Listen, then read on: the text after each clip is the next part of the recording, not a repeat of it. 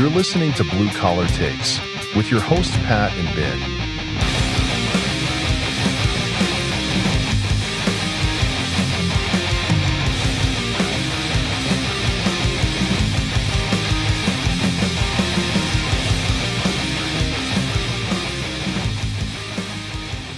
All right, welcome back, everybody. Pat, what's up, man? What's happening, Ben? Living the dream, bro. We kind of hit one on the head yesterday, nailed it on the head yesterday with corruption, and now all this stuff comes out today that we've been sending back and forth all day long. And I guess here we go, right? We're at the tee Yeah, boxes, and let's see what we can do with this. yeah, yeah. It's amazing. I mean, it's nothing new, right? Like there's nothing new. I was about to say crazy, but today the crazy hit. There's nothing new about what happened, No, right? I mean, this is It's going on just for a while. the level of, In your face. yeah. I mean, I don't, the brazenness, the I don't give a fuck factor of just yeah, out in the open. it's there. So today on do you have it pulled up? I don't.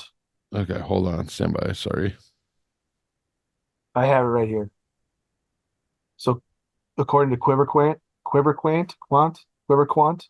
Nancy Pelosi made $10 million in the stock market just this week alone. So he quote tweeted, oh no, sorry, that was from Nancy Pelosi stock tracker.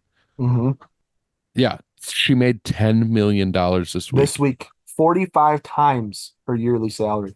45 times her yearly salary in a week. Man, you know what? I wonder if she had some knowledge ahead of time from one of the Hmm. intel groups that she's a part of. If she just maybe, I don't know, got tipped off that we should buy this stock ahead of time and sell, or however this worked out for her to get, make 45 times her. Well, why can't we have that? You know what I mean? Yeah, Seems yeah, if you want to have success in the stock market, you have to be in Washington. It's like mhm. it's in the water, right? I mean, as soon as you go there, you're a savant with the stock market. Weird how that works. Yeah, it's like we've been talking about that follow on Twitter for or X for a while. Like it's a great follow, and they don't they they don't just do Pelosi. Like that's how it started. Yeah, But they go after everyone. Like everyone. they torched MGT. Yeah, I saw him go after Marjorie Taylor Greene. Oh, MTG, sorry. Yeah, I Screwed saw him that go up. after her. Did you see the one the other day Mm-mm, about her? no. She invested a bunch of money into Trump's media company, and that's It taken like a tanked. It 73% hit tanked. since she invested. They're like, you're doing this wrong. Like, You follow Nancy. yeah. Uh, did you see this though? That Carrie Lake just released that what was this guy's name? Gallego, whatever his name is. Her opponent out in Arizona. Hmm. He was Nancy Pelosi's uh, aide intern. He's running for Congress, Hmm. and he is accused of violating the Stock Act. Records show he reported stock trades over 2 years late. So he was playing the same game as Nancy Pelosi and basically nailing it, just like Nancy Pelosi is. And Carrie Lake's calling out all of his stuff. Let's see if I can find it. Ruben Gallego just violated the Stock Act. He refused to disclose his stock trades for 300 days beyond the deadline. He thinks he's above the law, and Arizonans will hold him accountable in November. That was her tweet. Under 300 this, days. yep, under the Stock Act, members of Congress must disclose their stock transactions and other financial holdings. This legislation mandates that members report any stock transaction over $1,000 within 30 days and no later than 45 days after the transaction. Additionally, members must file annual financial disclosure reports detailing their assets, income, and liabilities according to Capital Trades. Gallego purchased shares of Name Coach Inc. on June 14th of 2022, but failed to report until August 14th of 2024, 791 days after its purchase. Such disclosures help ensure transparency and prevent conflicts of interest or insider trading by allowing public access to information on elected officials' financial activities. He didn't do that. But guess what? He wasn't. I mean, he's a Democrat, so So I was looking for the other part of this one. So I don't forgive me if you said it, but at the bottom of that, so Nancy Pelosi's stock tracker also had that. It says Mhm. like what the heck is going on here, Yeah. and it adds those two, and it says it brings a total up to 10 politicians in the last 45 days that Yeah. have gone over. I Because mean, that's ridiculous. it's Thomas Keene and Ruben Gallego, and then there's 10 more.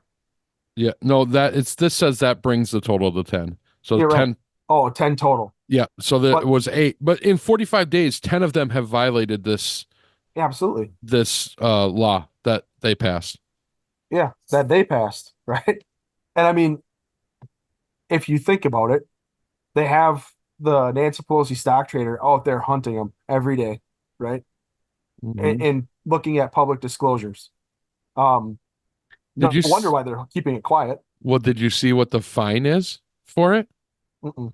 So in one of the earlier tweets before those two to make it the 10, it says three more politicians have violated the Stock Act. 2.7 million of trades have now been filed too late in the past 45 days. The fine per filing, $200. A Oh my, speeding ticket in New York, $250. It's literally more expensive to speed than it is to break the law as a politician. of course it is. Mm-hmm. I mean, why wouldn't it be, right?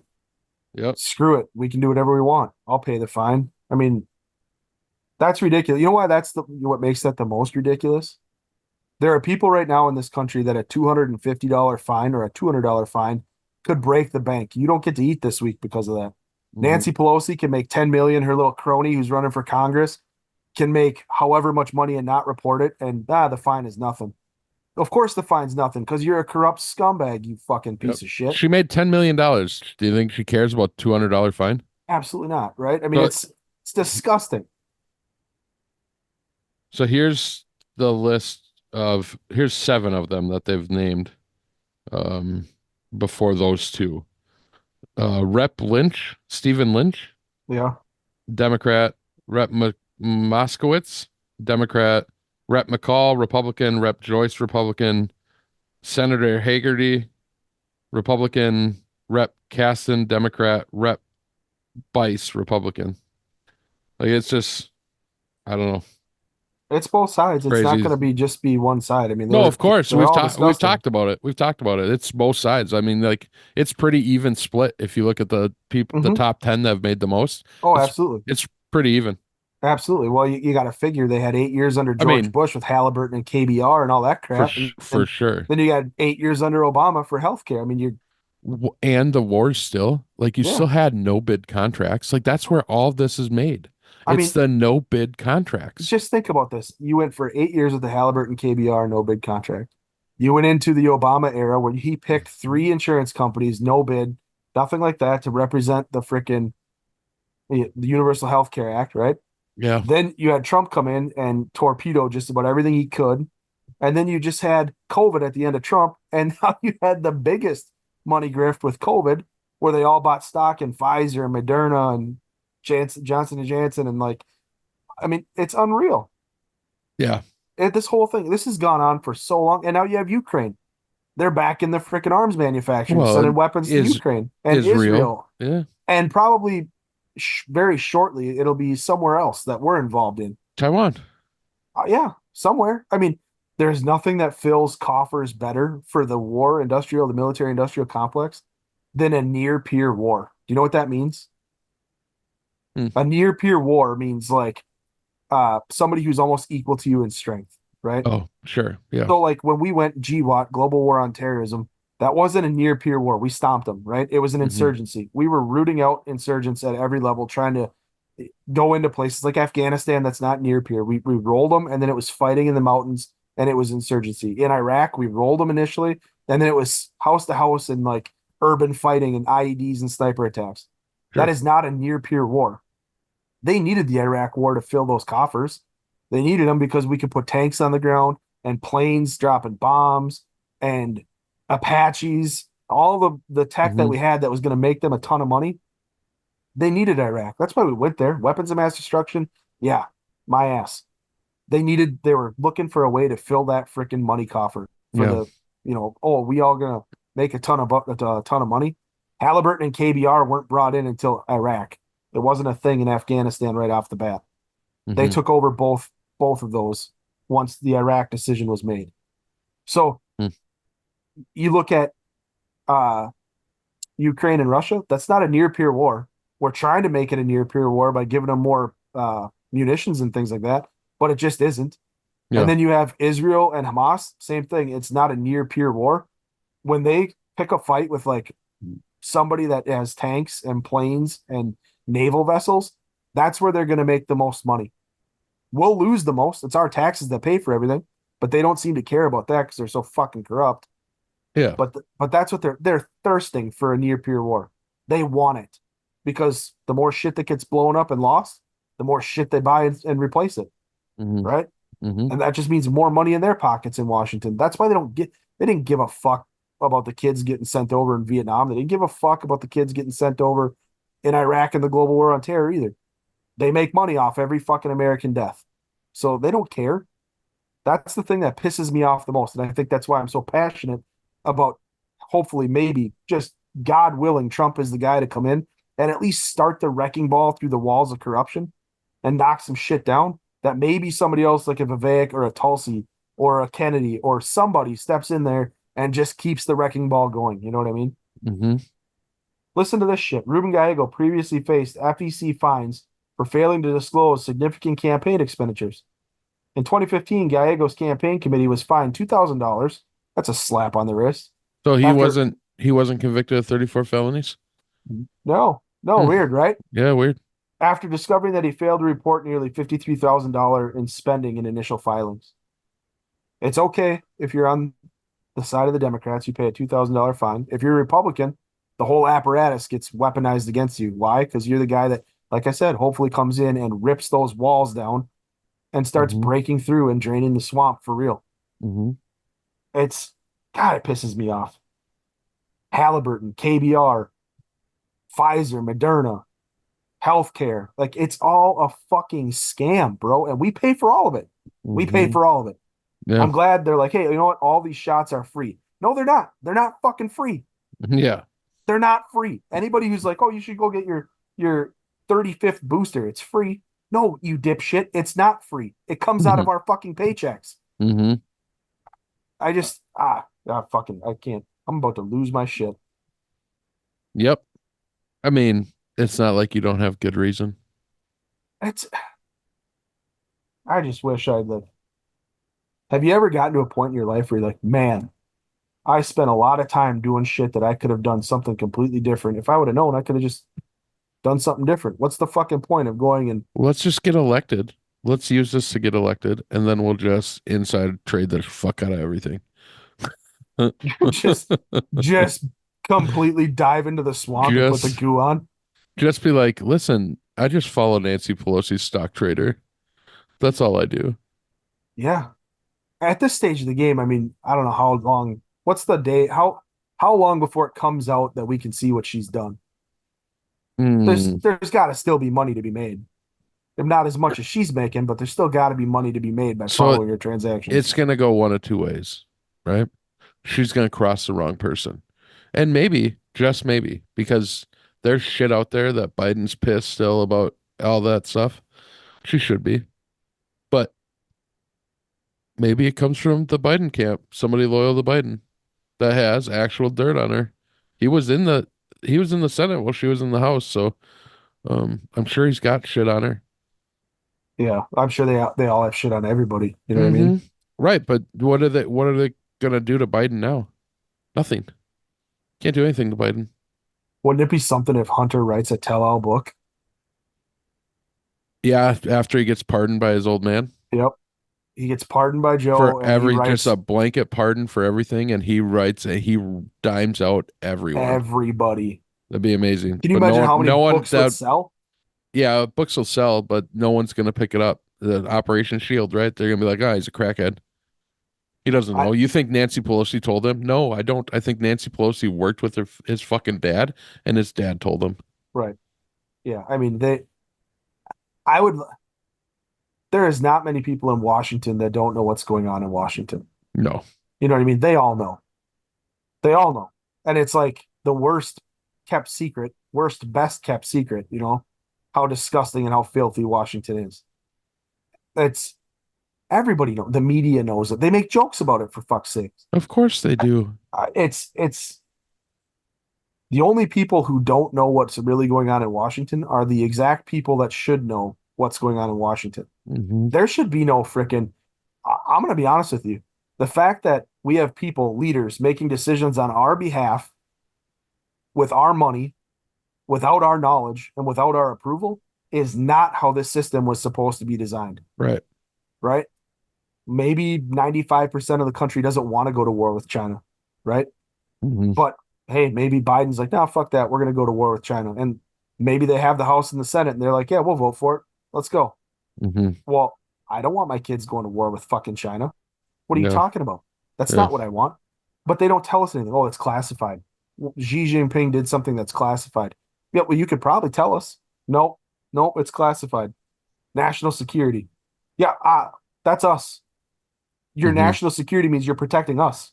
You can tell us what you're protecting us from. It's just bullshit, man. Like all stages of the game. Anything that is shady, where they're like, hey, you know what? We're going to release this file in 30 years. And then 30 years comes, they're like, yeah, another 600 years later, we'll release this. Or whatever it is. The Hmm. JFK bullshit. Like, come on, man. At this point, I'm so fucking. It's broken. The system is fucking broken. I Yeah. mean, it's not just Nancy Pelosi. It's everybody. It's Oh, Walz. It's Harris. It's frickin' Biden. It's Obama. It's everybody. Hey, I got an idea. I'm Barack Obama. I'm going to give your publishing company a $200 million grant. When I get out of office, you give me a $65 million book deal. Win-win for both of us. It's disgusting. yeah. Well, let's go through some of them. We got Hit it. the mayor, the Oh my world's God. most corrupt mayor. What Can do you they call her? the golden mare? The gold. She called herself that. What do The they call golden it? mare. She had a microphone that A was gold. gold microphone. Yeah, can you believe that? She's in the wind right now. Yeah, have they not found her? They have not found her yet. She took off. That's amazing. I didn't know they still hadn't found her. Like They have we talked about this one a couple days ago, and then I sent you a text like, "Bro, she didn't show up to the meeting. They don't know where she is." no, they went that there's news agencies that have been going to look for her and they can't find her. She's not at work. America's worst mayor is what the news has dubbed her. Yeah. She called herself the golden mare. Yeah. So this lady basically hired the police force to be her bodyguards, put them on duty. Did you see Lori Lightfoot? Now, I don't like Lori Lightfoot at all. She fucked Chicago up something fierce, but she's Yeah. the one who's investigating this, right? And she did a damn good job. Hmm. I'll be honest, like she did a damn good job. If she were uh, this adamant about investigating somebody on the Democrat side, like I would say, hey, you know what, Lori, this is you fit here. Like you and Rudy Giuliani seem both be able to be capable of doing a good job when need be. Yeah, But that completely fuck up when like right when you're in charge of shit, like yes. overall. Yes. Yeah. But that was just party politics for her, right? This is just an investigation. This is what Well, I she's think it good at. was for him too. Oh yeah. Well, Rudy kind of saved New York the first Well, time around. that's what I'm saying. Like, but once he got into the national party politics, like he just I don't know. Yeah. I don't know I mean, how he was America's mayor. yeah, he was America's mayor, but it was the whole hatred for Trump that sank him. But Well, I anyways, mean, he went off the deep end though with all that. with what? Well, I mean, just his like demeanor and like the fucking hair dye bleeding down his head during one of the press conference. Like it is like he was just lost, man. I never saw that. I know that he was coming across it I'm rough not because his old like crap with Ukraine and then the whole like the election was stolen and yeah. all that stuff. And I know they were Like just going after he him had hard. he had an election like press conference, like right, like that was stolen. And by the time like halfway through, there was like black dye running down his head. Like he was just a fucking mess at the end. Poor Rudy.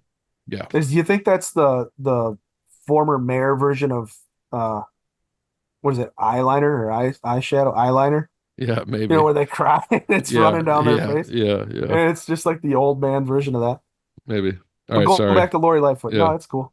Uh, she investigated this mayor, right? And she found out the mayor was misappropriating village funds. I think there were 6 million in the black when this girl took over who ran on the ticket of the former mayor was corrupt, and she got elected. She was one of the younger mayors, I think the youngest mayor ever to be elected in that city, right? This is Dalton, Illinois.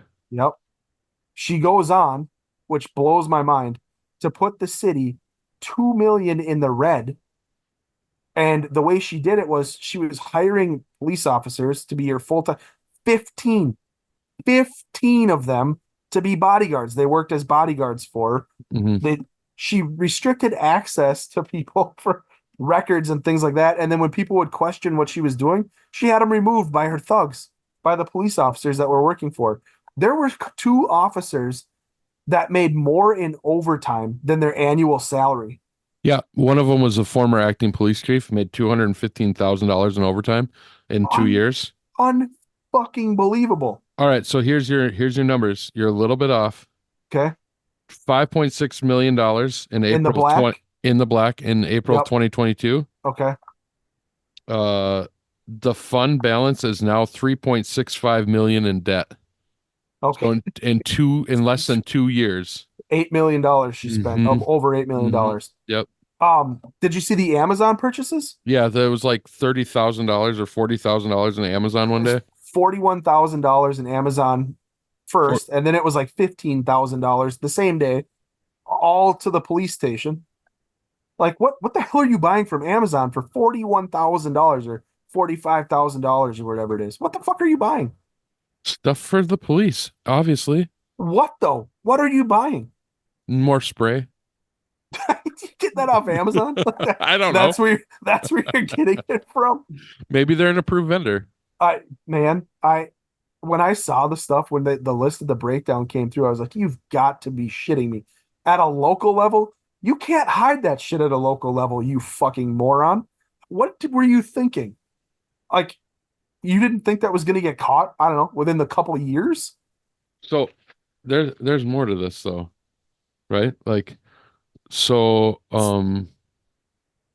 as of June 18, 2024, there are 589 checks totaling over $6 million that have been approved and printed. Not paid for. They can't be paid.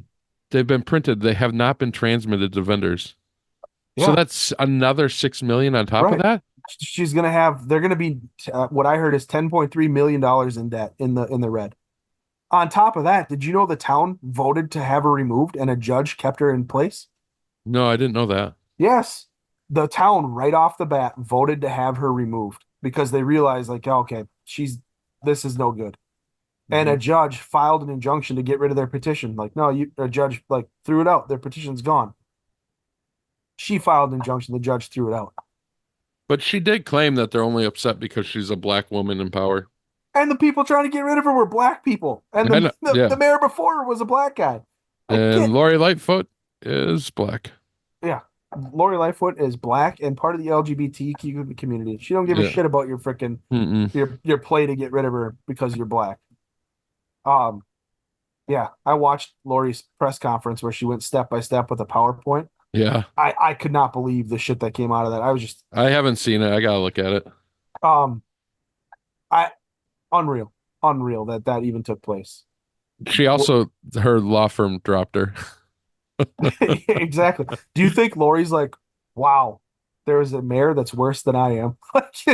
do you think that's, I'm going to investigate this one to the fullest of my ability? Well, so I think, and not because I'm taking Lori's side here, because I think she was terrible too. However, I think there's huge difference. This one's all fraud, right? So like she's like being compared to her. I think that's probably what pissed her off the most. Like, what? At least I tried to fucking do things that I thought, like if you're going with your opinions and that's how you got elected, you can't really fault anyone but the voters, right? And here's the thing about Lori Lightfoot with Chicago.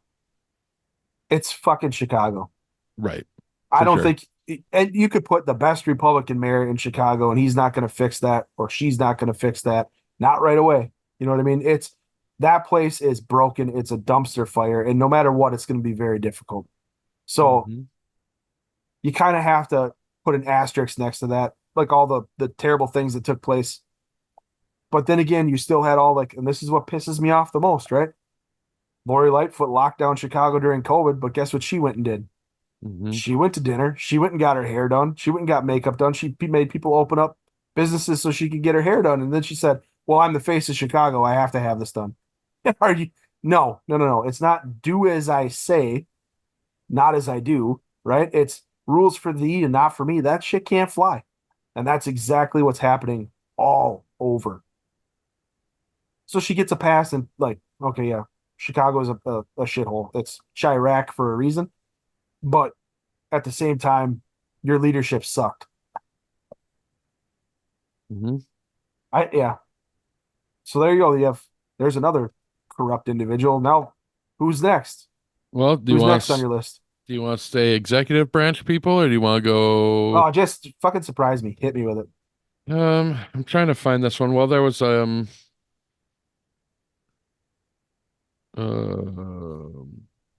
a woke female judge that's been suspended after she accused the prosecutor of going after every young black man.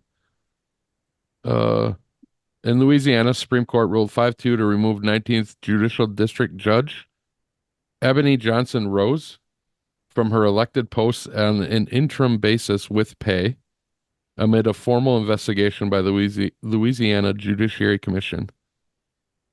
The court ruled that she presents a substantial threat of serious harm to the public and said there does not appear to be direct precedent for interim disqualification under facts similar to those here. She basically said,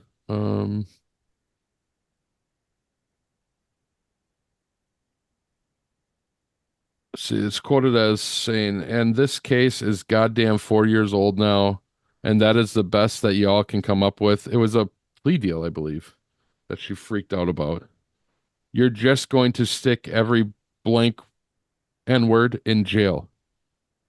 Question Yeah, mark. She said that to the prosecutor. right. She's a black lady, right? And Hmm. she was, yeah. So she's been letting a bunch of freaking black guys off based off of their ethnicity and the charges being brought against them. And I also thought the prosecutors that she was saying this to were white.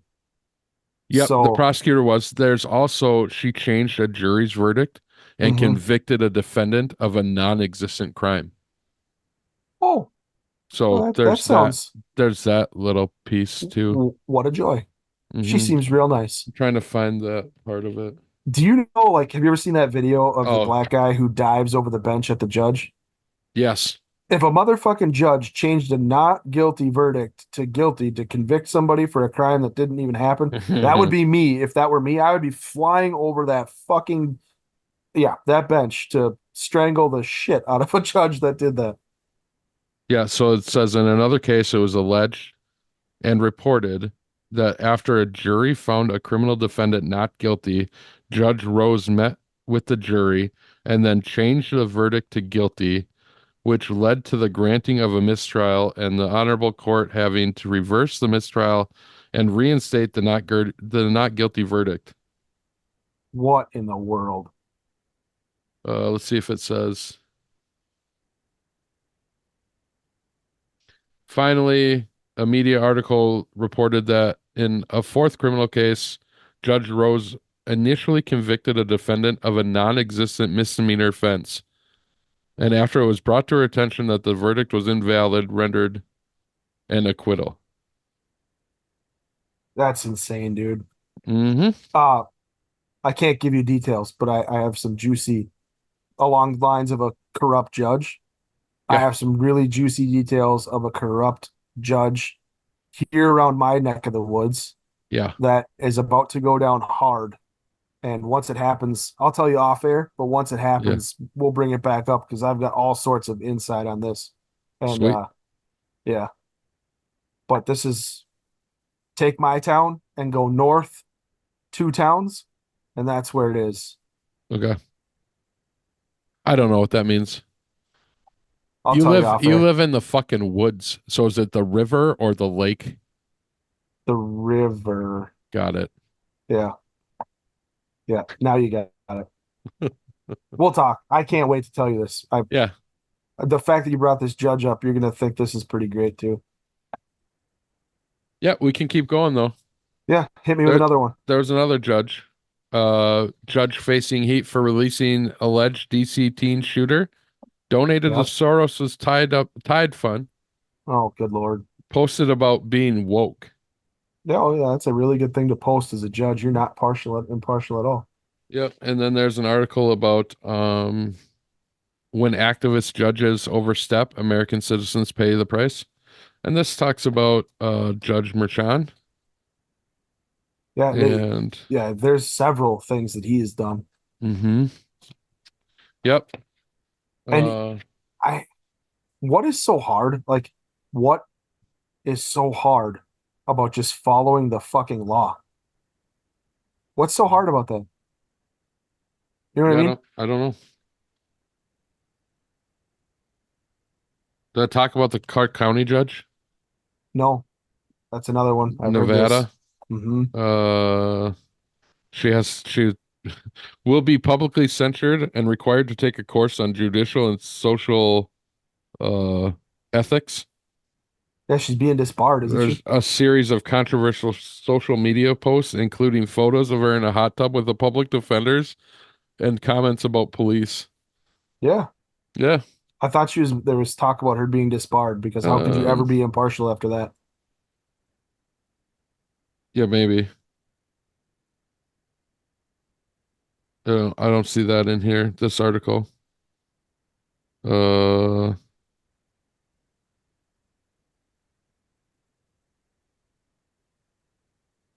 so she was removed from criminal trials, citing her failure to comply with two previous orders from the state's high court.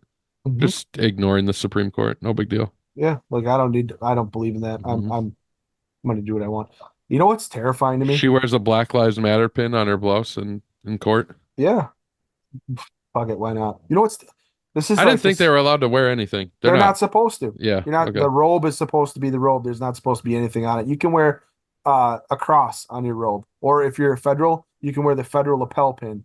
That's it. Hmm. Um, but what scares me right now is if you commit a crime, like say I'm in my home and some guy comes in my house and he's got a tire iron and I shoot him in my house. If I'm in Minnesota and that happens, it's 50-50 of whether or not I go to prison for the rest of my life. Depends on who your county attorney is. And it depends on the judge you get, right? It's Hmm. 50-50. That you have activist judges who are so fucking insane in Minnesota. They would claim, "Oh yeah, this guy came in and he was trying to use your phone to he had a flat tire, which is why he had the tire iron. The ski mask is because he didn't like getting bit by mosquitoes because it's really muggy out there, bugs everywhere. And you shot and killed him. And then you're gonna see the best pictures of this young man that make him look like a fucking saint, right? And then you're gonna go to jail. 50-50 if you're going to prison or not. Yeah. You know what I mean? If Yeah. you're and that's this like that's the terrifying thing that the judicial system is that way. You know what I'm saying? That you don't know. It's a crapshoot if you're going to spend the rest of your life in prison or if what you did was justifiable, even though the law pretty much says it was justifiable. Because it sounds like justifiable is just in the eyes of the beholder if you have an activist judge and a county attorney or a district attorney that's an activist as well. Yeah, you're gonna sit there for a bit until you get it sorted. It's unbelievable. It just Hmm. how are we so fucking broken as a society? How? What's the point of even having laws? You know, Yeah. if you're in the judicial system and you're not going to follow the laws, why the fuck do we even have any laws? What's the Mhm. point? All right, what's next? What do you got? Well, I think we can go to the election. I Oh, got stuff on both sides, yeah, right? yeah. So the stuff against Trump that they've made a spot at Rikers Island supposedly for Trump, a I, room. I heard that it was like a whole friggin' wing. Well, it's going to have to be because Secret Service has to be with him. Right. So it's going to have to be a whole wing, and it's going to have to be closed off because I mean I don't know how it works there, but here there are no guns allowed in the prison, and Secret Service is not going to be not armed. Right. So Yeah, it's I heard they segregated a whole wing. Yeah, they'd have And to. here's the deal.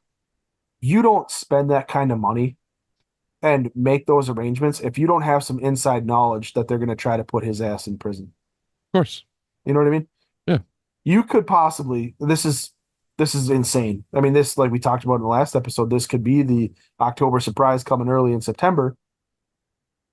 You could possibly have Trump going into prison, having the election take place, being elected to the presidency of the United States, and serving as president of the United States while in prison, No, he'd get yanked out at that point.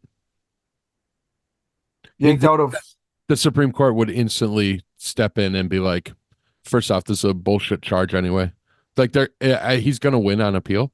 They all know For that. sure. It was Yep. just about election interference. That's all. So my question, and on Twitter, I posted on Jonathan Turley's X handle. I asked about what happens basically. Like, can the Supreme Court immediately step in without an appeal? Like, this is election interference. So Oh, can slightly. they just say, you know what? This is on hold. We're going to review it, but right now nothing's happening. Can they do that? Do they have that authority? Did he say anything? No, he didn't respond. I mean, he's got to get so many questions every day that Right. The odds of us being able to get a question just through that he answers. basically like what can be what happens? I would like to think that they would, but then I don't know. I don't know what happens. It's gonna be crazy, is what it's gonna be. If Mhm. they try, if Trump goes to, if they put him in Rikers Island,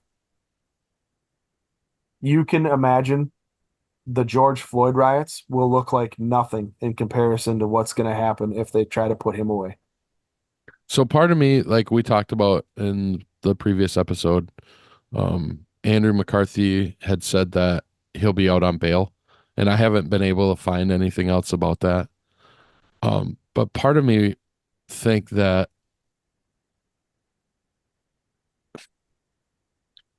if he gets put in jail, he's going to win. And so if that is going to affect everything down ballot, and I think that you will have some person higher up in the Democratic Party that's one of the three that pushed out Biden, right? Mm-hmm. Is gonna go and they'll get the governor of New York to pardon him because they can't have it. I don't think that happens I don't know. I because just think that it's definitely not going to be Nancy Pelosi. She hates him. or they're gonna but she doesn't hate him as much as she hates losing everything else. Uh, she won't do it. They're too. I mean, I hope you're right that they pardon him because he deserves to be pardoned. Or they get to the judge and they're like, you need to stop. You need to just stop this. I don't think so because if you listen to the stuff they're saying in interviews, they keep saying that he deserves to go to prison. They've not pumped their brakes one time. They've not pumped their brakes one time. They're not going to in the press. They're not going to in the press.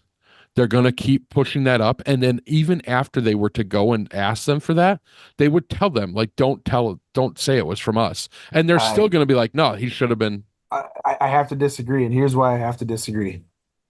Because at every stage, every new charge that they filed, he only got stronger. His ratings went up. And it was obviously a bad decision to keep pursuing it, but they were like, nope, we'll get him with the next one. And they try the next time, and he would only get stronger. And they kept going, and they kept going, and they kept going. This is the first and only time that stuck, right? And it's obviously not going to stick. You're right. On appeal, it's going to be overthrown, and they know that. But they want that image. They want to be able to say he's supposed to be in prison and the Supreme Court let him go. They've been saying this the whole time about the Supreme Court, the qualified immunity stuff. The Supreme Court's broken. We need to fix the Supreme Court. Yeah. Biden's got to do something about the Supreme Court. There's point. No way. They're going to let him, they're going to stuff him in prison if they can get away with it. And if the Supreme Court steps in, they're going to use that as a way to tell all their supporters, look, Orange Man Bad is getting let out by his Supreme Court that he put in place, and the whole system's broken. They're pulling the wool over all their people's eyes, and their people don't even know about it. They don't even realize how corrupt their side is and the bullshit they're pulling and how dangerous it is. Like, to me, if Trump's elected, what's to stop Trump from using lawfare to put Pelosi away or to put Biden away or Kamala away or Governor Walz away? If you go after somebody as a political candidate and you're going to use them as, you know, a victim of a political detainee, basically, right? You're going to throw them in prison based off of your political whims. Well, what comes around goes around. At some point, your opponent can use that against you. And they don't care. They don't care. They are all in on this because he is the candidate that's trying to drain the swamp right now. And they are fucking terrified because he's got fuck you money. He doesn't have to take the money. Mm-hmm. He's already got it. That's why they went after his properties. That's why they tried to bankrupt him. That's why they tried to put him in prison with a ridiculous fine and said, well, no. This is how much money it's going to cost you to get out on bond. That's why they've done all of these things with this lawfare that they're going after. That's why there's new charges for this and a new charge for that and a new charge for this. They've all run on the promise, and all of these DAs ran on the promise. We're going to get Trump, right? Mm-hmm. There's no way. And then you see the people in Washington and in the media who constantly and continually talk about Trump being a criminal. He's a felon. He's this. He's that. He's disgusting. He's a Nazi. To these people, they have painted him with every stroke of the brush to be the evil villain that they want him to be. They don't care if Matthew Crooks, 20 years old, takes a shot at him. It was what, 2 days past a month ago that he almost got shot in the face and a guy died at his rally. That's already gone. That's already out of the news cycle. We're already back to him being the worst person in the world. You know what I mean? They're already calling him a Nazi again. So there's no way. In my mind, there's absolutely no way that they would try to bail him out on the left just to save their political party. They're too fucking stupid. They're too far gone and they're in too deep. They can't stop what's taking place. They're in way too deep. It's either get rid of him, put him in prison, or cheat and win, because that's their only options. And all of those are on the same, the same play card, if you will. Yeah. It's just which play are they going to pick? Yeah, I don't know. And part of me wonders, like, because they had said before, if it's not just posturing by both sides, like the Rikers thing, they had said that they had accommodations set up when he was getting threatened for breaking the gag order all the time. I remember Riker saying it wouldn't take him long to get something set so up. I wonder if that's part of it, and like it could be they're trying to rile everybody up to. It certainly could be, like, maybe Marchand's not going to put him in prison, right? Yeah, and I could see that too. Like, he gives him probation or whatever, right? 10,000 hours of community service. How does the president of the United States do community service? Like, he's already serving. I would just, what I would do is I'll give my paycheck for the entire term of the service. How about that? Just eat up the media's time. Like, every time you're doing something, you're out there. Like, can you imagine he gets elected and he pardons himself? Well, he can't for that. You can't? That's a state charge, which is another big problem with the charges, is that it's a federal case charged in the state. Wow. It was from the FT. That was one of the big problems. They said, well, one of the first reasons why. And so let me ask you this. How does he get people out of prison then as the president? Because he's gotten federal charges. They're all federal. So it has to be a federal charge. Yeah, only the governors can do states, which is why they need Hochul. That's crazy. Mm-hmm. He can't. That's why they were saying, like, all the local stuff, he couldn't. That's why they went all the local routes, right? And not the federal, because he could have just blanket pardoned himself and been fine. Yeah, I don't see Hochul pardoning him either, because she's not by herself. The Nancy Pelosi. Yes, that's why I'm saying it would have to come from them. There's no way. It's gonna be interesting, man. Like, we find out a lot tomorrow. Yeah. Because tomorrow they rule on the immunity stuff. Right. And if you know how that's gonna go. Yeah, but I don't know if he can appeal that before sentencing. That was one of the questions I had posed. Can you appeal that before sentencing? And can the Supreme Court come in on their own and say, Well, you know, you fucked this up. We he's already gonna ruled. he's gonna request to delay sentencing until the ruling from the court comes down. Well, I don't know that he can until sentencing. I don't think he can appeal until sentencing happens now. We'll see. This is gonna be interesting, man. I mean, it's uncharted Because territory. his lawyers have said, like, as soon as they post sentencing, it's going to be appealed faster than I can't Oh remember what yeah, the quote was, but so right. they're obviously they have to wait until sentencing. This is uncharted territory. Obviously, we've never been here before. We've never had that. Well, I mean, we've never had this corrupt of a government before to get here. But Right. obviously, I mean, it's a wait and see. Mm-hmm. So we find out tomorrow in the immunity ruling, and that's the part that intrigues me. If the Supreme Court can come in and be like, "Yeah, you totally missed that ruling. Here's what it actually is," and says like they can immediately go after him. But the biggest part is how can you? What is the process for tossing these judges out and the lawyer and like all these people like Yeah, when it I comes mean, out that like hey your this is daughter's thrown out taking for this hundreds of and this thousands of and this, dollars. yeah, she works for Kamala Harris now Yeah, that she's hundreds of thousands of dollars as a freaking analyst for the Harris campaign. I mean, like, come and on, now and get the now fuck out of here.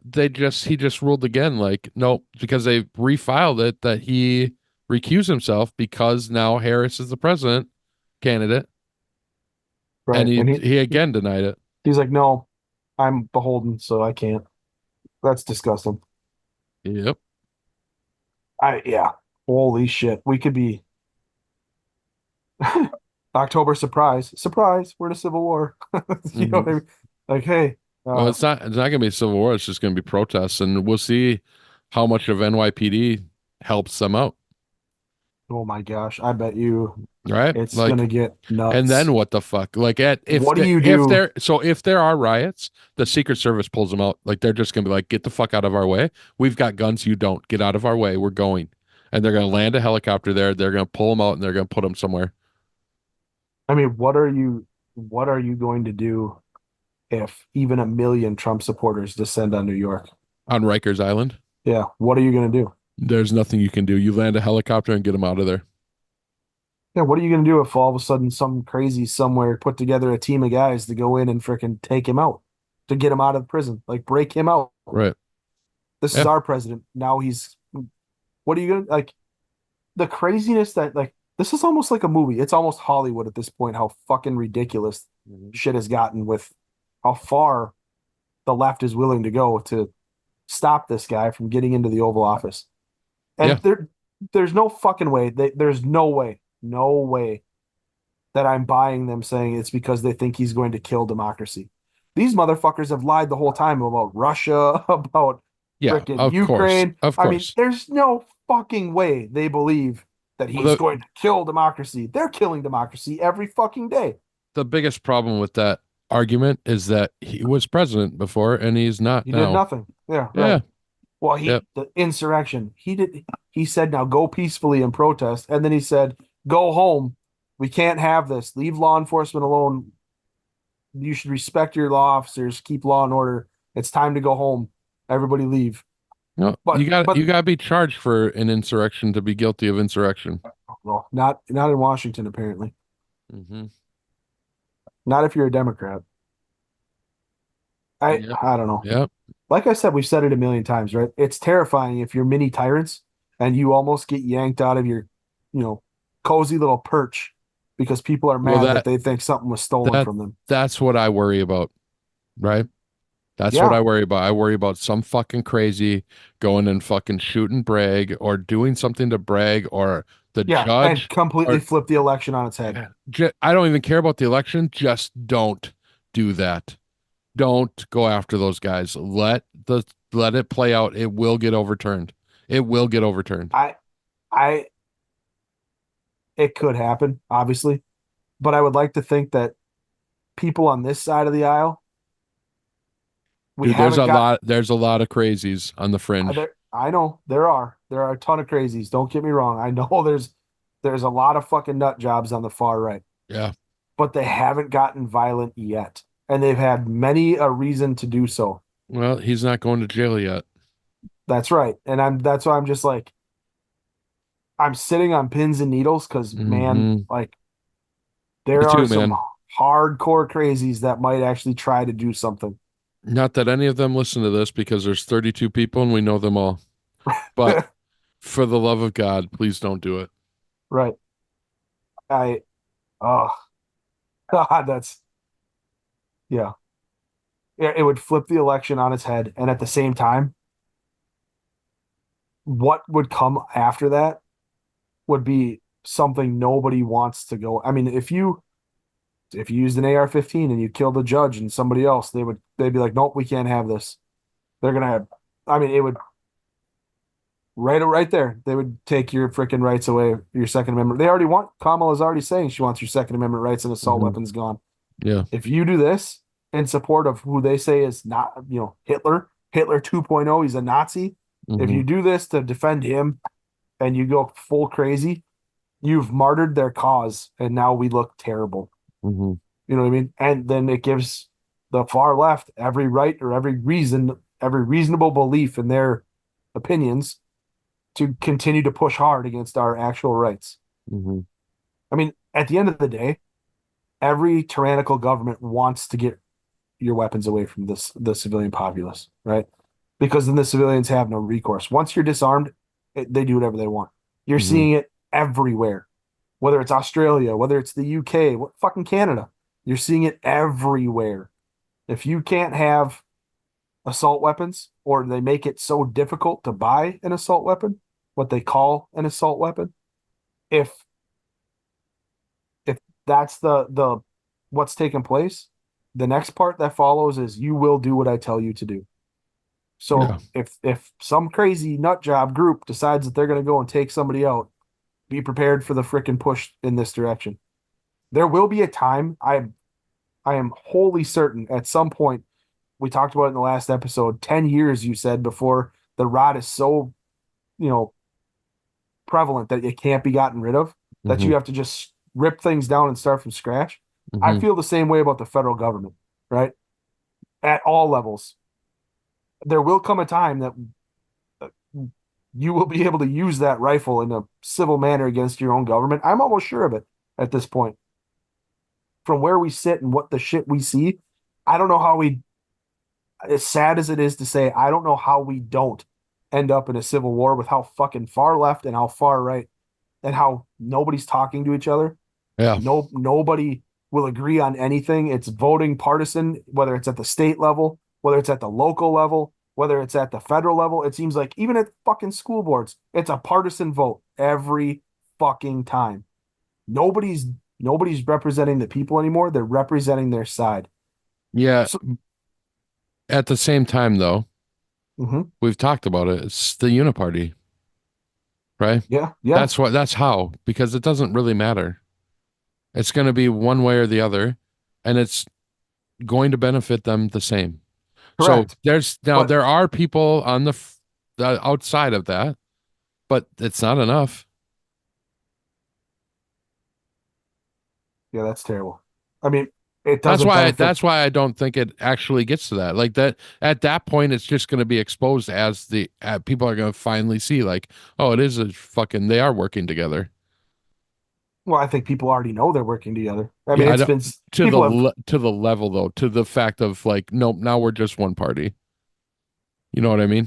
I mean, I see what you're saying, but I disagree because people have been calling like 60% of Washington rhinos that are Republicans anyway, Republican in name only, right? Hmm. So they know that it's already been out there and about, people have that in their back of their head. What I'm saying is at some point, the people, it doesn't matter if it's a uniparty, it doesn't matter if they're voting one way or the other. At some point, the people are going to have enough.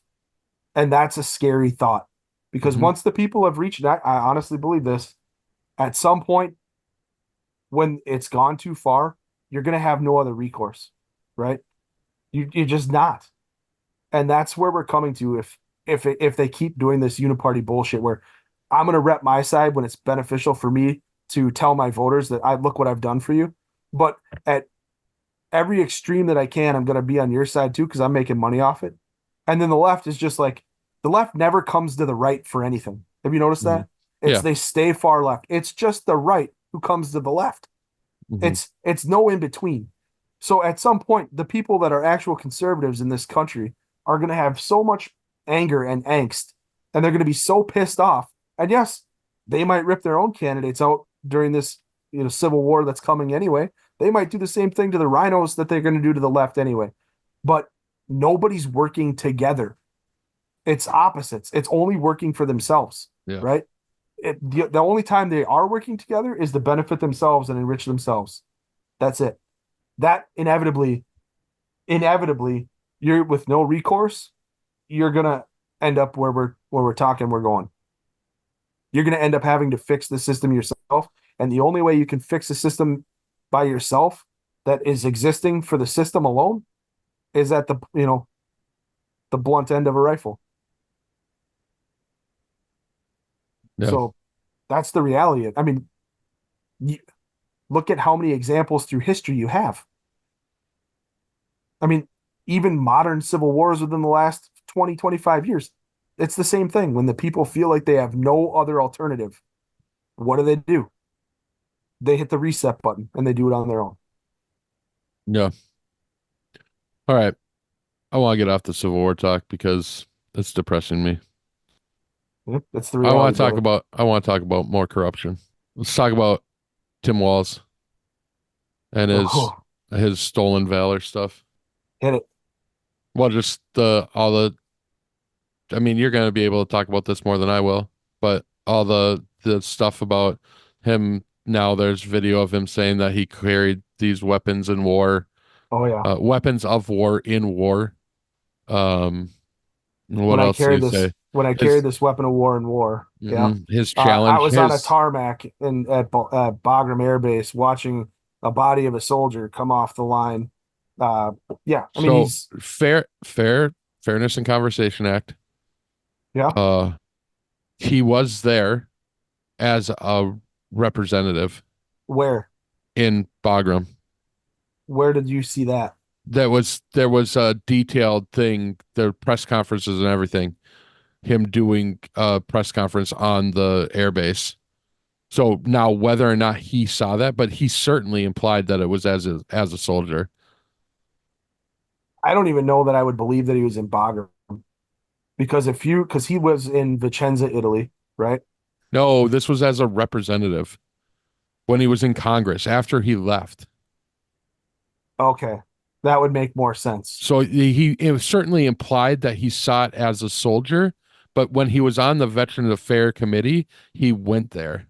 Okay, so yeah, I didn't catch that part. I didn't see that. Mhm. The last I had heard was he was on the airfield at Bagram watching a soldier. Yeah.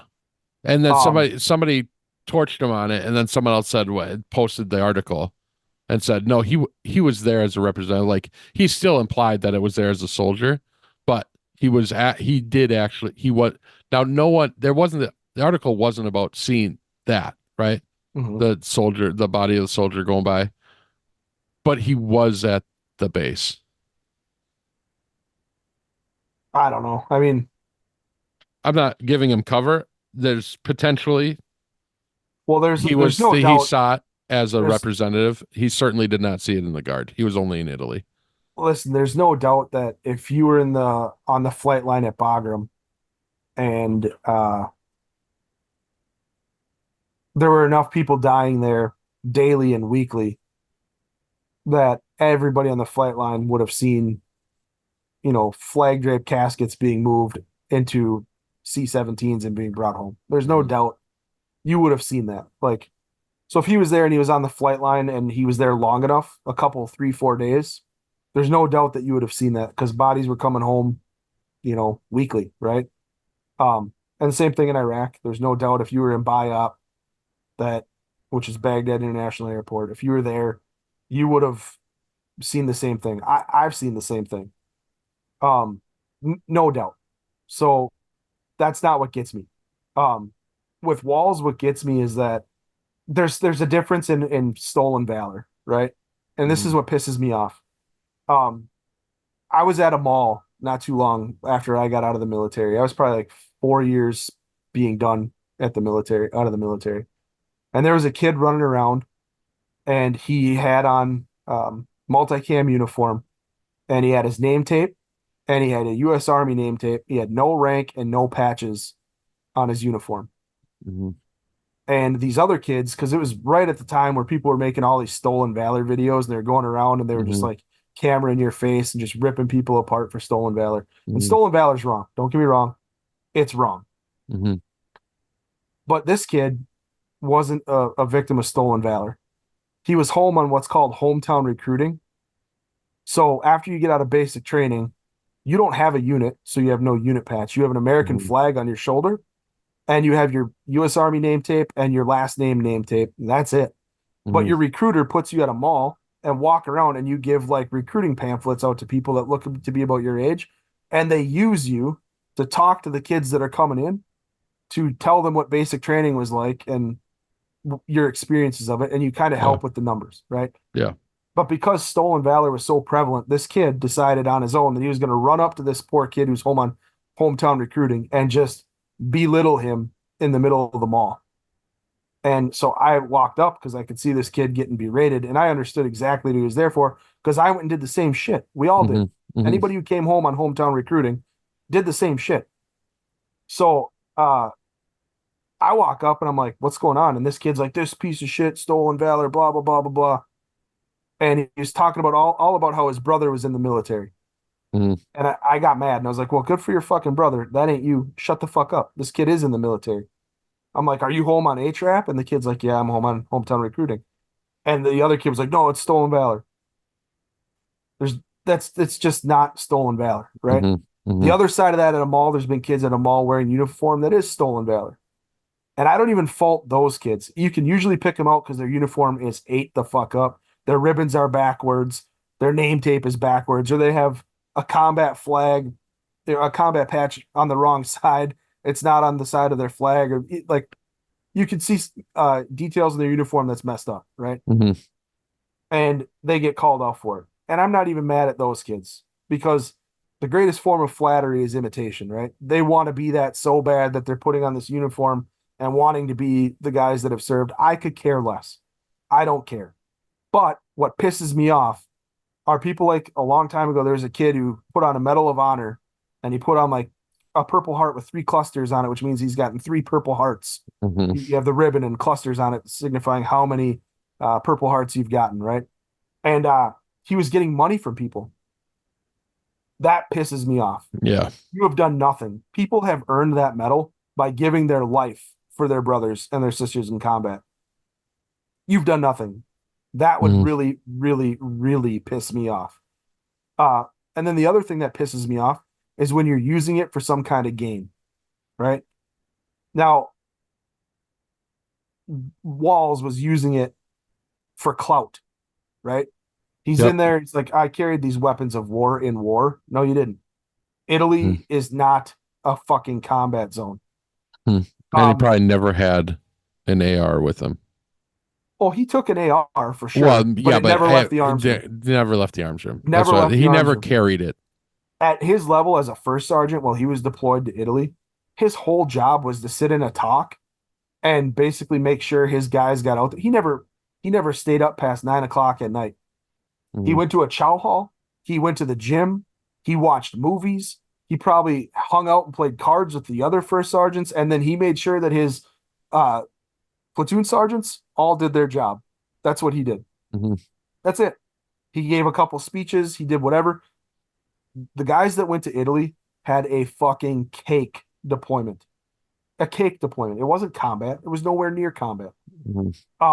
To imply that you saw bodies in war being taken off a tarmac, letting people, and this is the thing that Walls does expertly. He talks to the layperson, so the layperson understands that he was in combat. But the combat vets that were with him say, no, he's telling the truth that he did these things, but he's wording it with the word judo so that it makes it sound like he was in combat. Yeah. Right? That's garbage. That's bullshit. Mhm. He was calling himself on this campaign Command Sergeant Major. You're not a Command Sergeant Major, bro. Mhm. Mhm. You fucking shucked your position because you didn't want to go to war. you had other things that you wanted to do.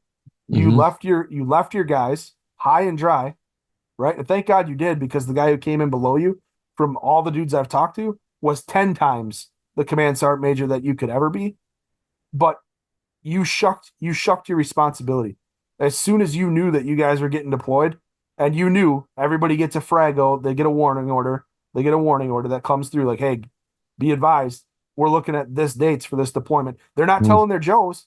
You're not getting that at the Joe level until you're almost right up on top of your deployment. But they all at the chain of command, the command sergeant major, he damn sure knew, right?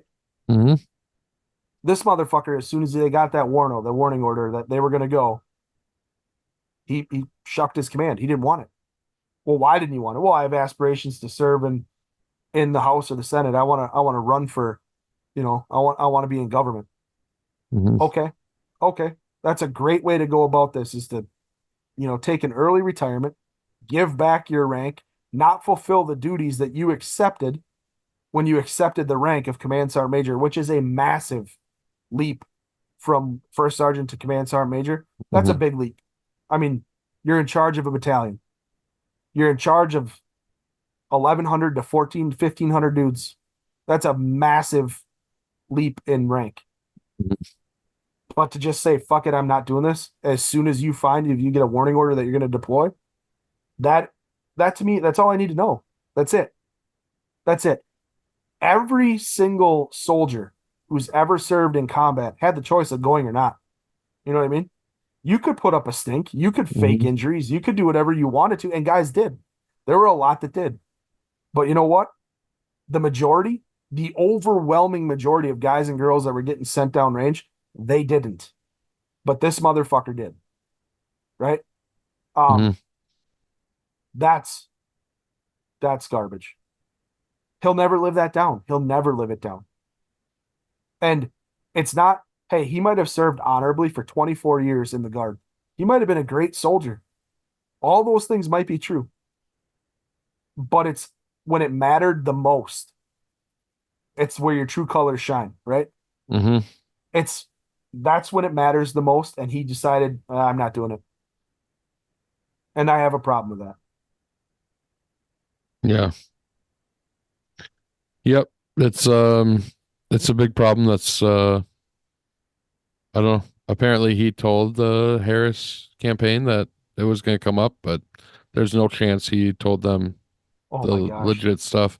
And How mad. his challenge coin from the House of Representatives has his command sergeant major rank on it. Of course it does. Get the fuck out of here. I always hated challenge coins. Yeah. I I don't know. I think it's a giant slap in the face of every command sergeant major who's gone and done a really difficult job in combat, Hmm. because that's a really hard job, man. I mean, between you, your battalion commander, which is either a lieutenant colonel or a colonel, between you and your battalion commander as the command sergeant major, you're in charge of receiving intel, planning operations, divvying out workloads to your platoons, to your companies, organizing uh, everything you need with your companies and your battalion. Uh, you're in charge of operational security on your bases, on your fobs, on your. I mean, everything goes through the battalion commander and the command sergeant major. Yes, you have guys below you that you're delegating to, but every major decision are those two individuals working together as a duo, and it's a massive responsibility.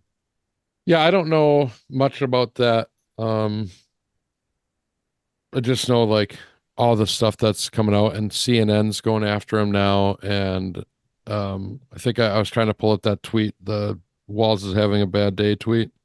Oh yeah, he is having. I mean, how mad do you think Harris's side of the campaign has to be that he's having this much issues? Yeah, I can't imagine that. I mean, There's he's not getting replaced, but it's not good. no, and there's no way that he was like. I mean, he must have been like, it's not an issue.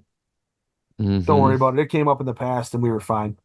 Not this time, buddy. Not this time. Yeah, so ABC had uh the headlines today.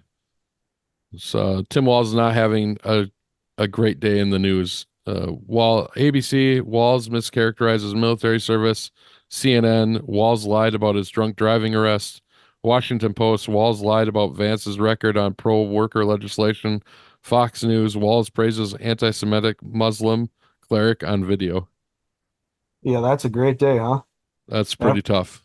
3 of the 5 are lies, or 4 of the 6 are lies. One of them is anti-Semitic, and the other one, I don't remember what the other was. It was four. It's yeah, three of the four were lies, and the other one was the anti-Semitic stuff. I just, but I mean, this, you and I have known this about Walls since forever. Was his, and we didn't talk about it when we talked about the real Tim Walz, which is amazing that we didn't talk about the COVID stuff. Oh my God. Did you see the video of the police department running during the COVID stuff and engaging people with pepper balls that were on their deck? So that was during the riots. That was riots, or was that COVID? Because the No. video says COVID. Yeah, that was the state patrol during the riots that's in Uptown. And they got blasted because people just came out of their house to like see what the hell was going on, and they were pushing protesters down the street, and they just pepperballed everyone, not just the rioters what the or the fuck, protesters. That was a huge thing. I never saw that at the time. Yeah, that was a huge thing. You remember the time when, or the part of it where they started lighting all the dumpsters on fire And rolling them down the street? in Uptown?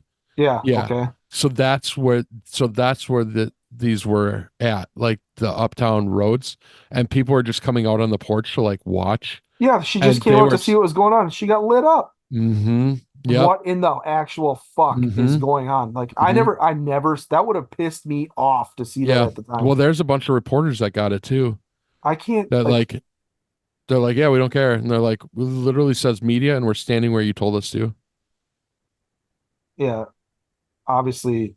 That was before the guard came out. That was when they were trying to do everything with the patrol, the state patrol, and they had like hundreds of them.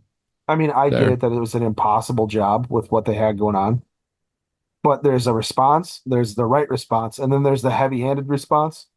Bro, this was beyond the heavy-handed response. Yeah, this was beyond heavy-handed because none of those people were There doing were anything. civilians. They didn't They do were- anything. And They're they in their literally, house. you They're on could their s- property. yeah, that you could literally see in some of the videos, like And he's like, they light them up.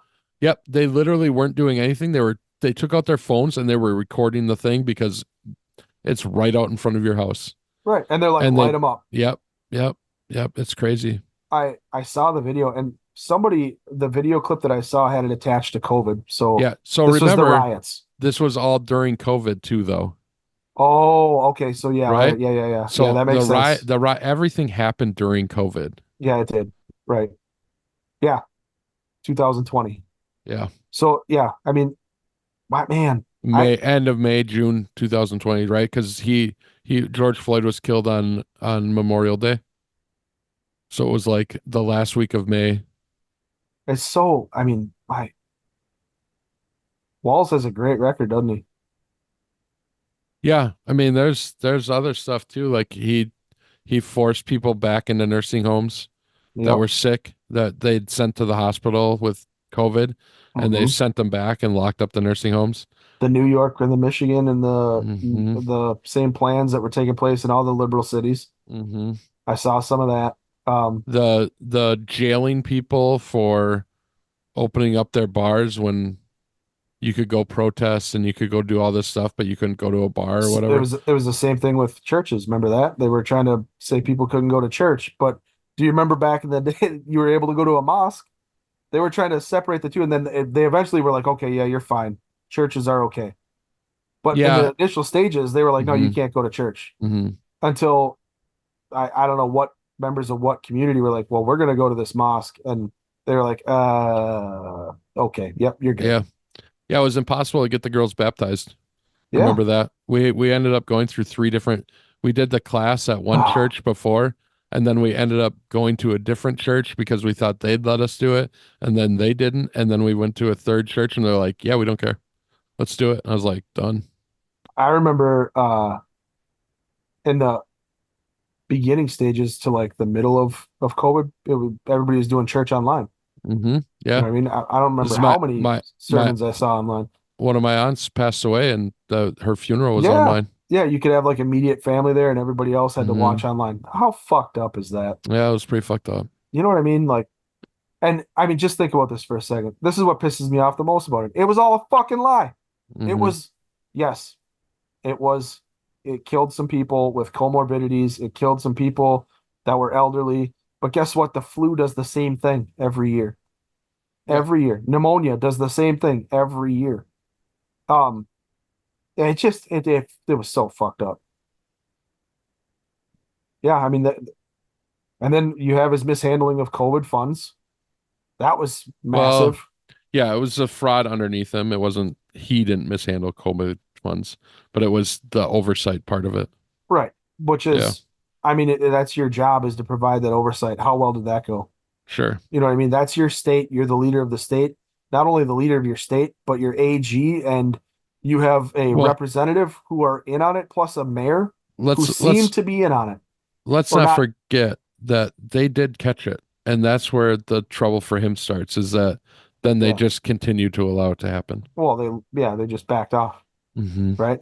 But at the same time, they're in pictures with these guys. They're getting donations from these guys. Hmm. If this never gets caught and never gets picked up at a major level, Hmm. so be it. Then all is well, right? They get more money back in campaign finance issues or campaign finances or Hmm. donations. It's just, I don't know. You can tell with Walls, he's, I don't know. We've heard he was the head coach of a football team. That's not true. Turns out he was an assistant coach. Yeah, as a defensive coordinator. Right. So you've heard, oh, well, he's this middle class guy and he was a teacher and he was a military combat veteran. Well, that's not true. He never did that. So I mean, here's go ahead. it just seems like at every freaking juncture with Walls, there's something that comes up that's just not true. Hmm. So I've got one that I don't think you know about. Oh, this will be good. Um,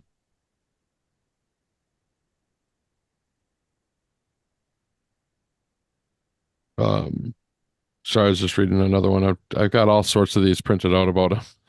Uh, all right. Here's the headline: Minnesota Teachers Pension Fund under walls, Yep, accused I of heard cooking the this. books. Oh, you did? Cooking the You books. did see Yep. this? Yep.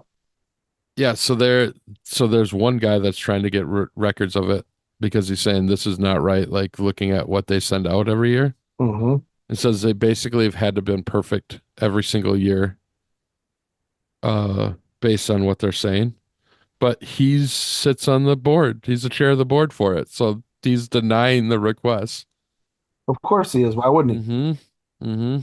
So this Edward Seidel is a independent pension investigator, alleges that the state-run Teachers Retirement Association, TRA, has only revealed less than 10% of the 2.9 billion in fees it spent over the last decade. He also criticized TRA for reporting gains that barely exceeded its own benchmarks by point zero or by 0.2%, which he described to the Post as virtually impossible.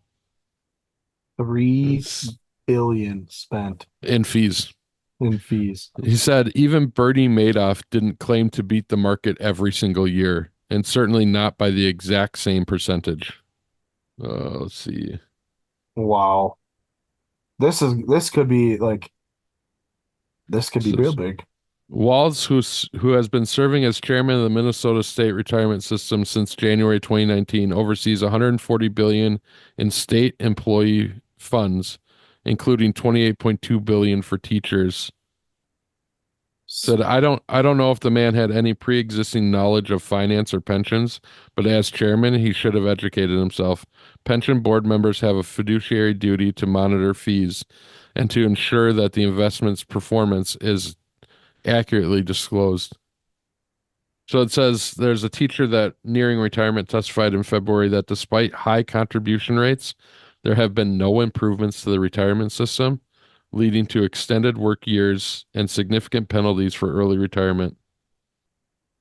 It said the TRA reported an 8.9% return and 24.19 million in management fees, but The investigator estimates actual fees to be between 334 million and 467 million, or 5% to 7% of TRA's private assets. Even a 1% fee would total 280 million, and they claim 24.19 million. Bro. That's that's fucked up. So get this. This investigator's report notes that the Minnesota Attorney General and state auditors who typically investigate such issues are on the same state pension board. Oh, They're all on it, nothing like all being in on the same right? grift, huh? So this guy filed a whistleblower complaint with the SEC and the FBI in July. So where's the money going? I mean, if it's not going Don't in, where? Well, they're not giving him any documents, so they don't know. Yeah, that's So shady. that could be your October surprise, I guess. Sure. That I that just got filed. The whistleblower complaint just got filed last month, and who You know what knows this why? makes me think of? Hmm. No wonder why Google took his wealth from 32 million in a search to 19 million in a search to 600,000 in a search to Yeah. 330,000 in a search, now to 113,000 in a search, right? Hmm. So, uh, does anybody really know how much fucking money this guy has? No, he doesn't have a house. He doesn't own a home. He doesn't own any property. Hmm. He What I doesn't, want to know is what offshore bank accounts this motherfucker has. right? Yeah. Well, like I said in the previous podcast, is he might not, but I wonder how much his kid has. Yeah, right. Hmm. Yeah, the Chelsea Clinton factor. Yep. I I don't know. I have been watching him with Kamala when they come out on stage and how he is acting. Hmm. Bro, he's a fucking head case. He just seems the Yeah. way he's acting out there, just like he is slimy as Well, he's he slimy. is. He is. Right. But But he gets super. Just wait for the press to have had enough, because he's also not doing any press. And just wait until they've had enough and they start like really yeah, going out, because he he freaks out. he gets snappy. He Yeah. snips and like Yeah. he gets really pissed. Yep. Uh good, good. I would love to see him and Vance debate. He calls Yeah. JD weird, right? October 1st. I can't wait for that because I mean he's been calling JD weird, right? Hmm. So I mean it when JD finally goes, you called me weird, but I think you putting tampons in a boy's bathroom is weird. Yeah, I think you Yeah. know, claiming that you've been in war is weird. I think Hmm. like JD is gonna cook him.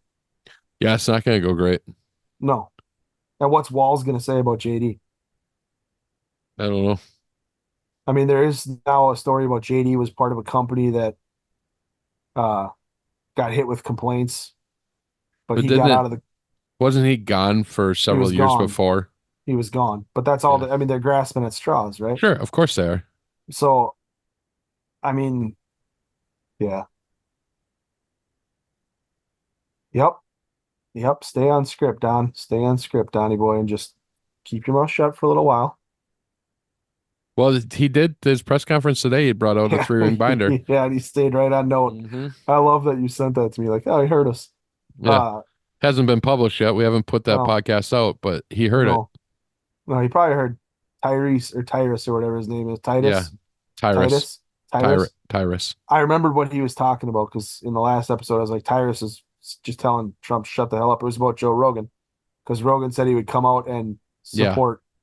He wanted to support Kennedy, right? Hmm. Which anybody who's listened to enough Rogan understands that's his guy. He's an independent, and Of course. he gets along with Kennedy. They're very much the Hmm. same Well, mindset. let's not forget what he went through with COVID, and Trump Right. was part of that problem.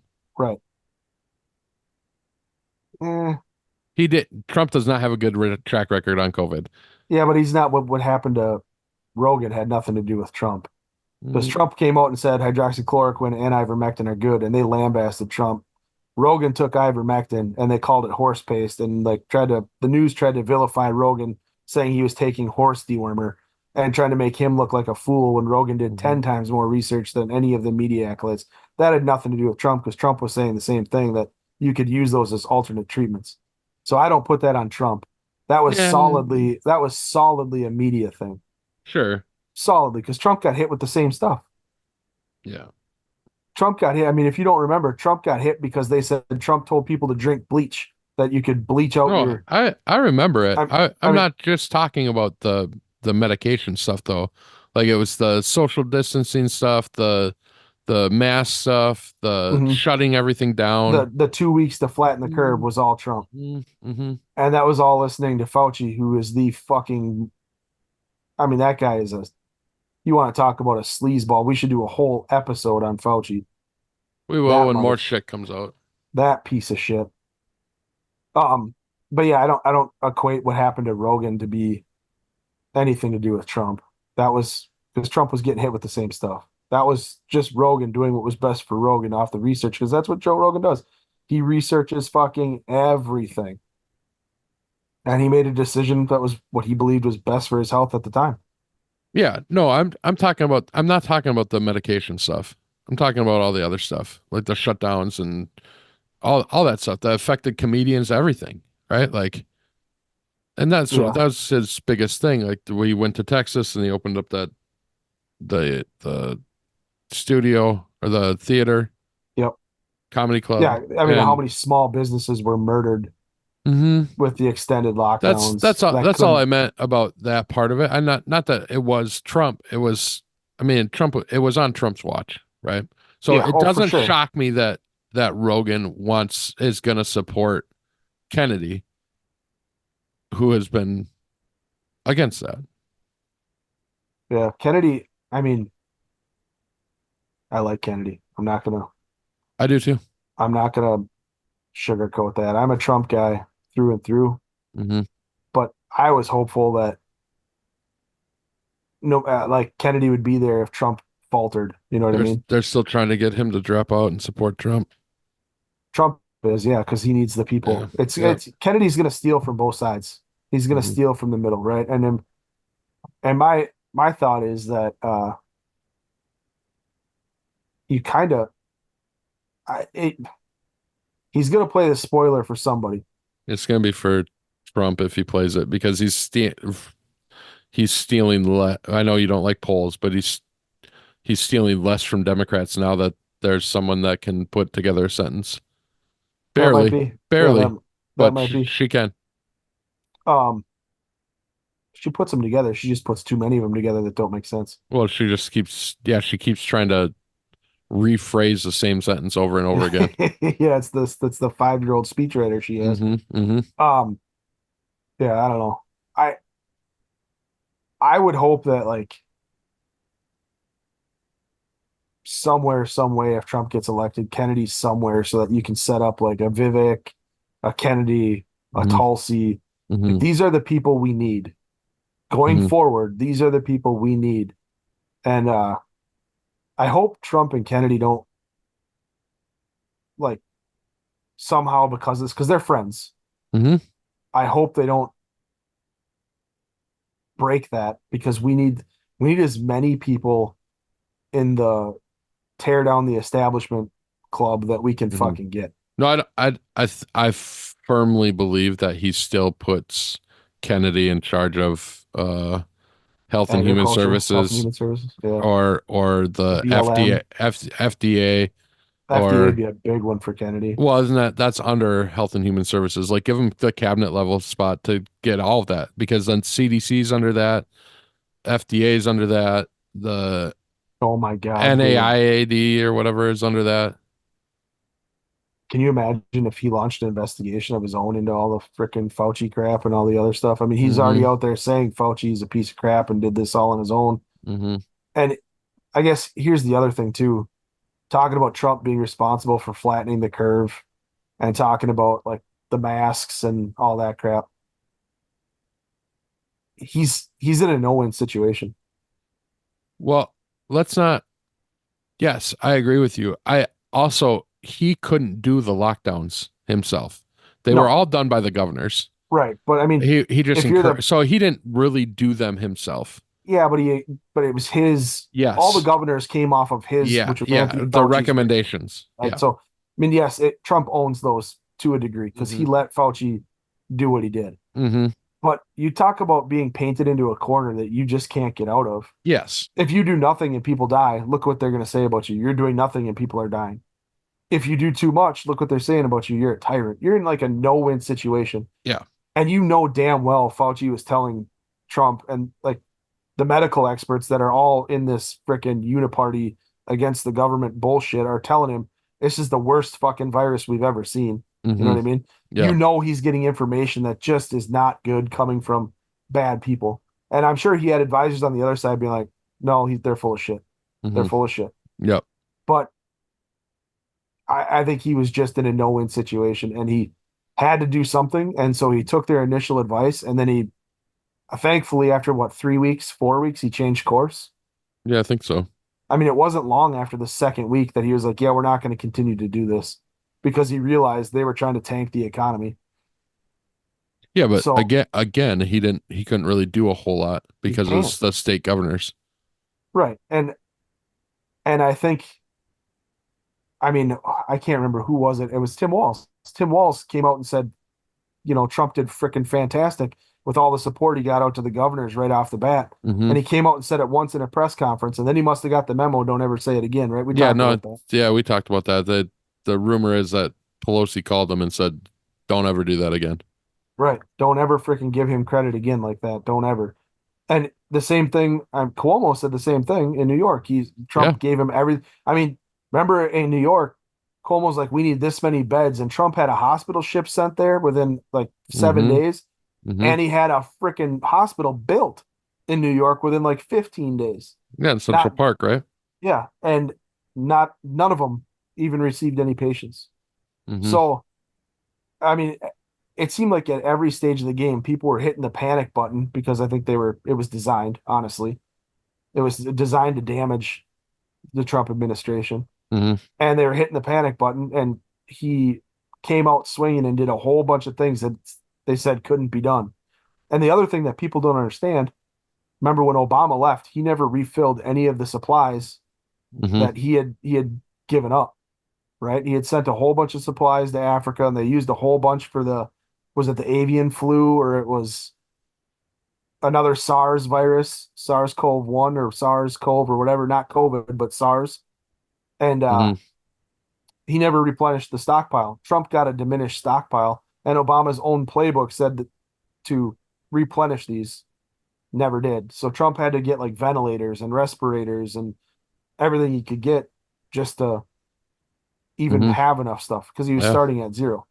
The whole thing screams of like, I don't know. Now I'm not going to say conspiracy, but the whole thing screams of like, oh, look at this. He doesn't have this stuff. Let's make him look like shit. Yeah. And then Anthony Fauci, I mean, to be on Bill Gates's medical board, right? Do you remember? Do you hear about all this back Yeah. when this all went Yeah. down? We've talked about this in the pandemic one. So Fauci sits on the medical board for Bill Gates's medical foundation. Bill Gates is big into vaccines, right? Um, dishing out advice as to what's going on with the vaccine.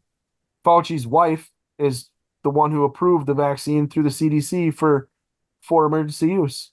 So Mm-hmm. Bill Gates and Moderna and Pfizer and all these people made billions on these vaccines. Fauci sends the virus to Wuhan. Wuhan somehow fucks up with the virus. It gets out. Fauci was making them do gain of function research, gave them $11 million to do gain of function research. The virus gets out. Fauci then takes control, tells Trump this is what we need to do, increases max fear amongst the population. Bill Gates is in league with him. Bill Gates is like, hey, you know what? We're going to use mRNA to help freaking make vaccines. We've got stock in all these companies because that's what Bill Gates does. And Fauci's wife is the one who approves the vaccine coming down the pipeline. And they all know it doesn't fucking do anything. Yeah. I mean, that's And then fucking they ridiculous. get it on the vaccine schedule to limit injury Right. lawsuits. Right. That's that's probably the most corrupt thing we've had in our lifetime, where Mm-hmm. people are losing their jobs at Mm-hmm. force of Joe Biden and the government. You have to be vaccinated or you will not have a federal job. Yep. Nurses, doctors, some teachers, Military. some states, military, right? Yeah, I don't know. You want to talk about corruption? That was fucking corruption. Mm-hmm. We we should just recap the COVID thing and do an episode on COVID and all the bullshit that happened during that, because that was Well, we did do one. not as in depth. I mean, we Mm. should do like an absolute in depth from the beginning to the end. Because Mm. I mean, now, I mean, you remember at work, they're like, hey, if you even have a cough, you're gone for 10 days. Yeah, we're out 2 weeks. Yeah. You And had to call all you had somebody to do, yeah, you just called somebody and said, "Hey, and you I don't, claimed yeah, I was exposed to somebody with COVID. mhm. And now if we were to go to work and be like, hey, boss, I got COVID, they'd be like, cool, get the fuck in your position. Yeah, you have You know what I mean? you have this many sick days left." Right. Cool. I don't care. You have the sniffles, get the fuck to work. Well, and that's what it was too. Like it was, if you have any symptoms at all, Hmm.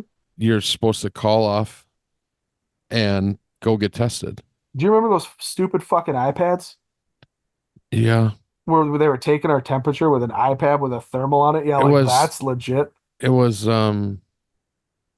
yeah, it was. I don't even. It wasn't an iPad. What was it? It I was thought it just. was It was no. It was just some thermo. It was just something designed for just that. But it looked like a. It was on a screen, so it looked like it was a tablet of some kind. it But was a it tablet for wasn't. sure. I thought it was because I thought there were numerous like things coming out at the time. It was like a tablet or an iPad of some kind that had some program that could take your temperature. Mm, How does that work again? it was an actual thing for that, Mm, but it wasn't. Well, accurate. It didn't work. You could say that. the problem is that it has to be recalibrated, and they didn't ever recalibrate it. And if it one would give you a high temp, you just go to the other one, we're fine. Right. I mean, Yeah, they didn't work. They obviously they yeah. were not working. And then we went to the temperature guns. Well, then we did the guns first. Was it first? I thought it was Yeah. after that. Well, I think we did both because they started not working, and then And yeah, I mean, and then they realized, hey, all these people are working outside in the summer. They're coming back, and they're getting 2 weeks off. two yeah. weeks I off mean, paid. That was good. That was they good for had a lot of people.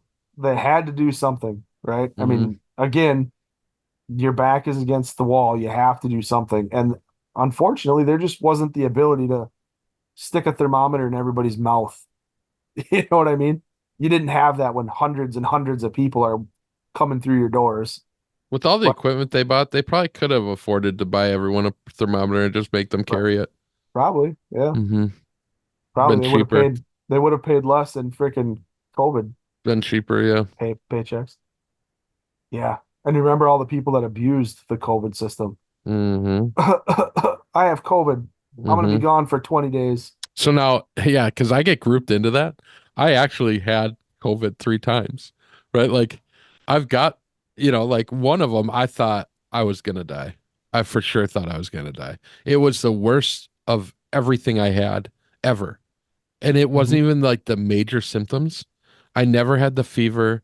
I never Oh, had I the did. shortness of breath, and I I did. didn't have the loss of taste or smell or whatever. I had all that. I didn't have I had all of this like the secondary stuff, but it was to the point where Brenda looked at me and she thought I was having a seizure. I was shaking so bad from the The chills, chills. and Yeah. I could not like fully extend any muscle. I was so sore. Like it was like I could Yeah. not move. I this is a funny story because my wife worked in the medical field, and so we had they the state had given her so many test supplies for tests, like Hmm. test kits, Yeah. that her office they were keeping them in her office, and she was getting so many. She's like, I can't fucking keep them here. I got to bring them home. So we had like an entire office of our own at home filled with these test kits, Hmm. and she had to test herself every day before she went into work Hmm. because that's what the state was doing. Like you had to be tested every day to work. Hmm. And I came home and I was like, I don't really feel good. I was at work and I was just like, my brain wasn't working. Hmm. I just knew something was wrong. Like I was just, I don't know. I was really foggy, not clear. Like my brain wasn't working. I told my wife, I'm like, I don't know. There's something wrong. And then we had dinner that night, and I'm like, I couldn't taste it. Hmm. And she thought I was bullshitting. I'm like, Hmm. I can't taste this. And she's like, yeah, whatever. None of us had had COVID at that point, and we had gotten lucky because this was like we would have gone all the way up to Christmas at this point. This is right before Christmas. Hmm. And I'm like, I don't feel good. I'm like, I don't know, something's wrong.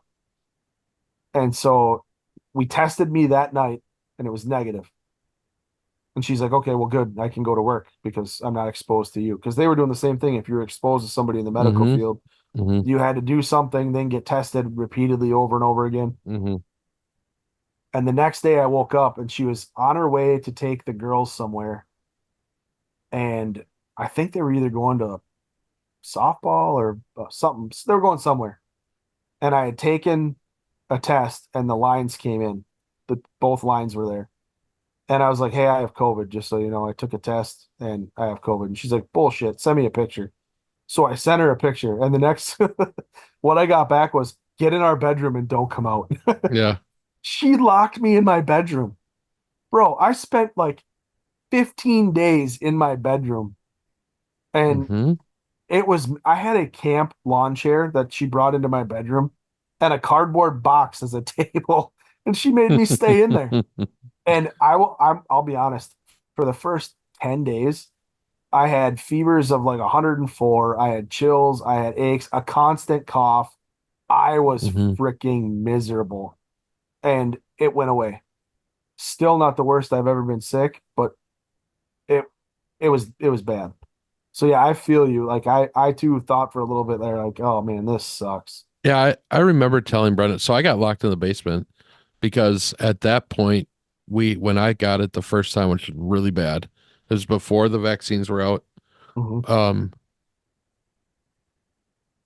we had um the girls were 10 months old Yeah, and you they were don't want to take a preemies. chance. Right. Yep, So yep. You don't want to take a I chance. was locked in the basement and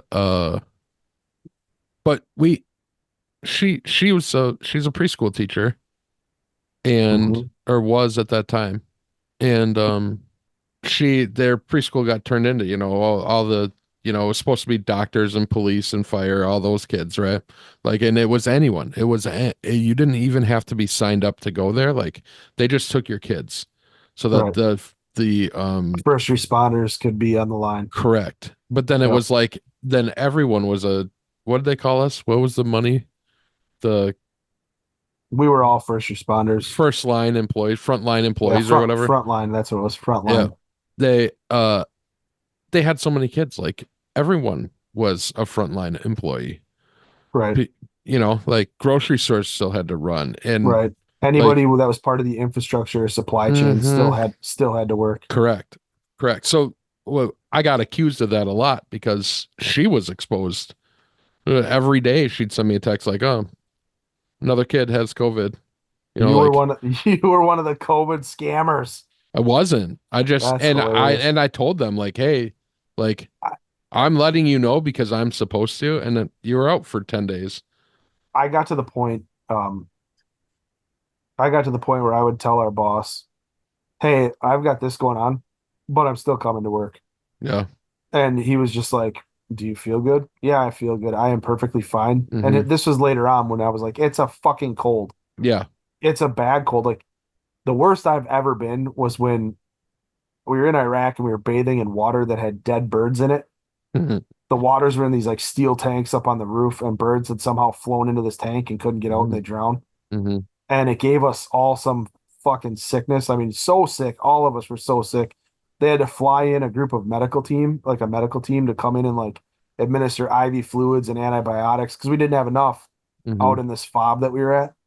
And man, I mean, I straight shit water for like bro, every probably 5 minutes for like 3 days straight. Like Yikes. I felt like I broke my butthole. Uh, and the stomach pains were so bad. Like I thought I was going to die. Yes. Yeah, I mean, it's the closest to prison that I'll ever be being raped or something. That is Really? yeah, that is how Hmm. bad it was, bro. Like, and it wasn't just me. It was our entire fob. Anybody who bathed in the water, it was so bad.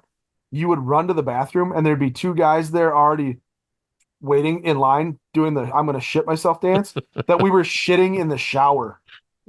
Oh my God. Yeah, I mean we were so sick. And like you started off shitting and then it became puking. And then eventually everybody in the battalion, like our chain of command was like, I think these guys are fucking dying. Like we gotta do something.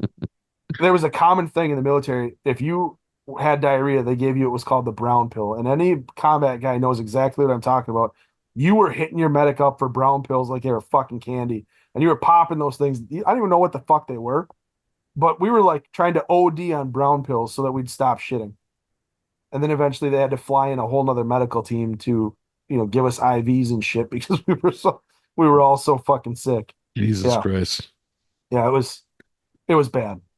That was the sickest I've ever been. COVID's number two. Hmm. It was no joke the first time around. Hmm. I did get it a second time, and it was nothing, Yeah. obviously, because you had the natural immunity of having it the first time. Yeah, the third time for me was like the girls had gotten it. And I'm not sure that they even had it. They had double ear infections. So they had fever. So we went in and they ended up testing all of us and we all had it, supposedly. So Yeah, you didn't notice it at that time. You've already been sick with it. So I mean, I had it 3 times. Yeah. Or symptoms are that was the third time. symptoms are nothing at that point. Hmm. Which is what, honestly, like I I'm not going to judge anybody for taking the vaccine. Like my mom had it, and um, for her it made sense. Hmm. Medically, she wasn't healthy, right? Hmm. Hmm. She's got her problems. So it made sense for somebody like my mom, who's elderly, who's got medical conditions, to get the vaccine because if it works, great. If it doesn't, well, you're no worse off than you were before, right? Hmm.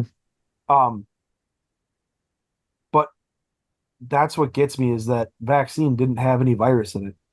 It was mRNA. So it was like genetically built to go after something with the virus, but it's not a traditional vaccine because a traditional vaccine carries some form of virus in it that's not alive, right? To teach your body and your immune system how to react. And this thing didn't have it. And I still believe that's why it didn't work. I mean, Kennedy says that too. Like RFK has come out and said the vaccine was doomed from the beginning because it wasn't a traditional vaccine. Hmm.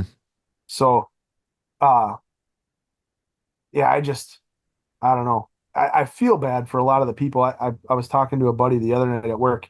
Um, his mom got COVID, and she was one of the ones that were put on a ventilator, and she ended up passing away. Oh man. And she had gotten the vaccine. Everybody thought the vaccine was going to work, and obviously it didn't. Hmm. And she went on the ventilator, and he tried everything he could because he's kind of pretty far right. Hmm. He was very much doing his research about ivermectin and hydroxychloroquine, and he was trying to get her medical staff to get her hydroxychloroquine, and they wouldn't do it because they're using it off label. Hmm. Um, and right up until I think the day she died, um, they were basically telling him pound sand. He was trying everything. He was Hmm. in the process of going through the courts to try to get the ability to use ivermectin, and she died before, and he couldn't do anything about it. And Hmm. we just talked about this the other night because he called me while we were at work, and he's like, "Hey man, you got a second?" And he is just fit to be tied, and still suffering from that. Like that's still sticking with him hard. Like Hmm. he feels like the system killed his mom. For sure. It did. Yeah, it did. I mean, and who knows? Maybe the hydroxychloroquine wouldn't have worked, but you don't know until you try. You'll never know now. You'll never know. Yeah. Sad. It is sad. Hmm. Um, and how many other stories are like that out there? Like I don't know. It is sad. It seems like everybody who went on a ventilator. My wife's cousin, um, pipe fitter, Hmm. decently in shape guy. He got COVID and he wasn't doing real well, and they put him on a ventilator. That dude was on a ventilator for like 6 months. Yeah. He was in a coma for like 3 months because they had to. Well, that's what happens, I guess, when you're on a ventilator. They put you into a coma, Hmm. and like it was up and down and up and down. He finally came off the ventilator and he made it. And Lucky. yeah, talking with him, you're just like, holy crap! Like I can't believe you made it. I mean, you see pictures of somebody in a hospital bed with tubes everywhere, Hmm. and then to see him now, it's like, holy Christ! I can't believe you came through that. One of the few that went on a ventilator that came through. Hmm. But Yeah, there again, wasn't, and once you got on a ventilator, there wasn't. It was it was not like not 50-50 at best. yeah. It's not great odds. No. And I mean, there's a lot of conspiracy around that whole ventilator stuff too, but I don't know.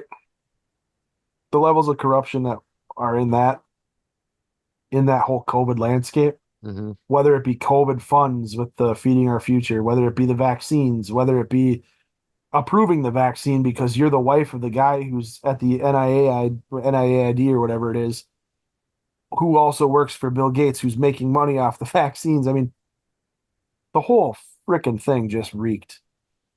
And like we've talked about numerous times, Trump is part of it. He owns part of it. I think he had his hands tied and he was painted into a corner, but he definitely has to own part of it. Hmm. I mean, he was the one who started warp speed, right? So Yeah. I don't know. That's one of the things I would like an answer from him. I want to know if I ever got to sit down and ask him a couple questions. The first question I would ask him is, did you know at the time there was issues with the vaccine? Yeah. You know what I mean? Yeah. Did Do you anybody honestly ever? think you'll ever get that answer No, though? no, absolutely not. I mean, even if he did know, he'd say no. Hmm. But looking back on it, then the second question would be looking back on all you know now, would you have done what you did in the past? What would you have done differently? And why did you do it the way you did it? I want that answer. I want to hear it. Hmm. I want him to say what I believe is out there, but I don't know. I can't hold it against him because, like I said, he's painted in a corner, even though there's a giant part of me that's like, this is the one of the major stains that he has on him in my eyes. You know what I mean? Yeah. And then, I mean, Biden got in office and it went on steroids in terms of what Hmm. how corrupt things got with the vaccine and everything else. Like that was ridiculous. It's tough, man. Like just going back and talking about the shit, like it's how fucked up it all is, and shit still coming out. Yeah. Did you hear about monkeypox now? Yeah, I saw it. It's in the water in San Francisco. The Well, that's wastewater. The wastewater. that's delicious. Hmm. Uh the military guys who everybody who served in Hmm. the global war on terror, they're vaccinated against the monkeypox. Hmm. So if that vax comes out, if it's not an mRNA vaccine, I would not be afraid to have my kids take that vaccine. But the pain in the ass with it is it's a multiple shot in the arm. They keep poking your arm, Hmm. and it makes a blister, and you have to cover the blister and take care of it because if you Hmm. don't, Hmm. you can get the virus. Hmm. It's a pain in the butt, but it itches and it sucks all at the same time. But it wasn't a terrible vaccine to have. I say that now, but maybe 30 years down the road when I've got like a, you know, Hmm. third ear growing or whatever it might be, whatever issues I have from all these vaccines that they gave me in the army, um, that'll probably be why. Because I had like the anthrax vaccine and whatever fever vaccine and Hmm. smallpox or monkeypox. Yeah. But yeah, monkeypox is that does not look fun. No. There's nothing about that like chicken pox that what is there any relation to it at all?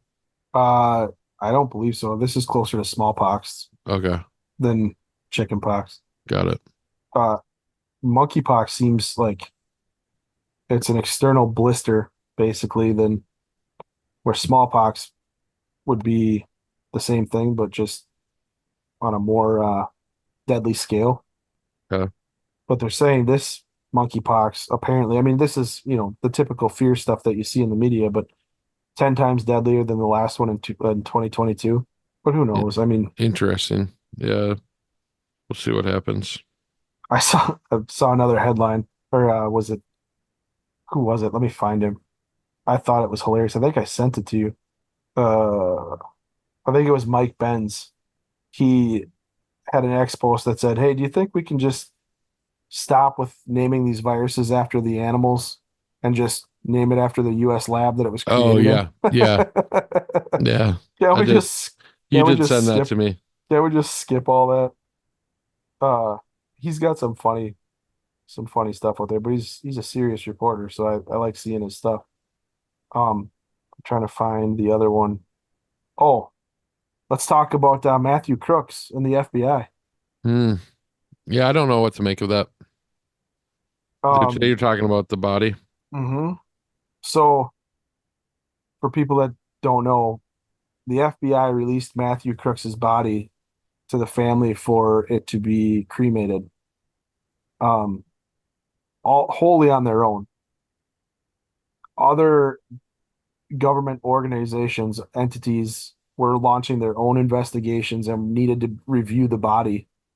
And the FBI unilaterally made the decision um, to release the body to the family, knowing that the body was going to be cremated. So now these other government organizations came in to look for the body, and they're like, "Hey, well, where's the body?" And they're like, "Oh, yeah, we don't have the body."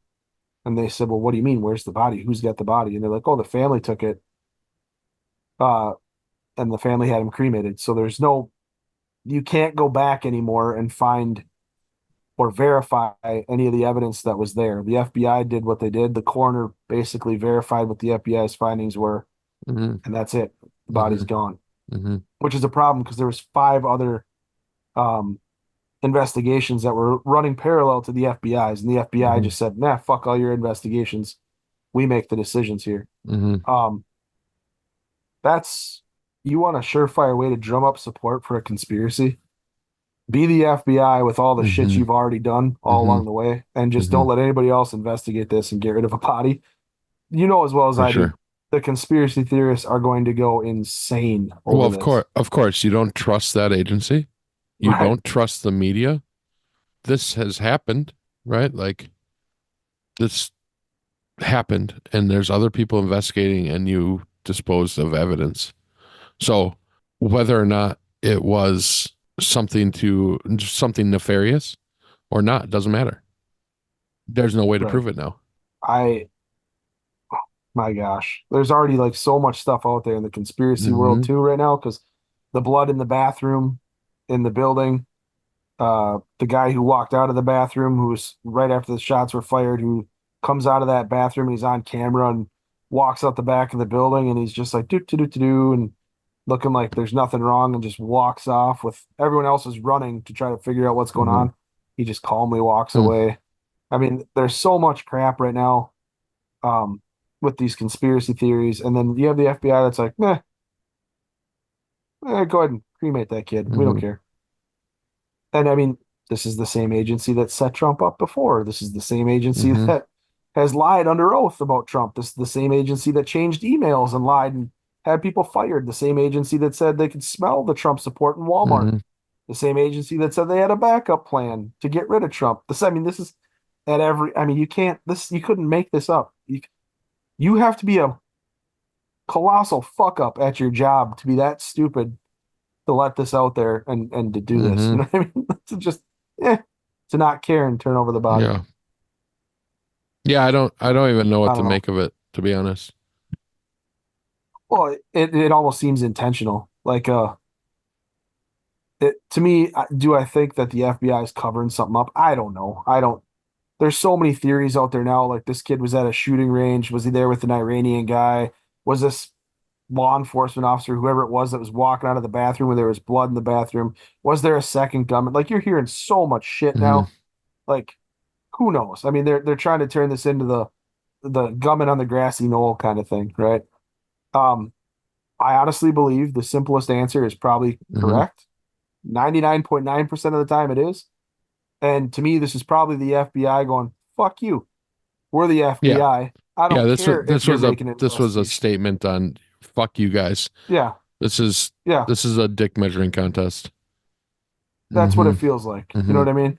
That's probably the simplest answer. And that just tells you your government's broken even Hmm. further, Hmm. right? No cooperation. Oh, you won't come around and tell me that my investigation's messed up.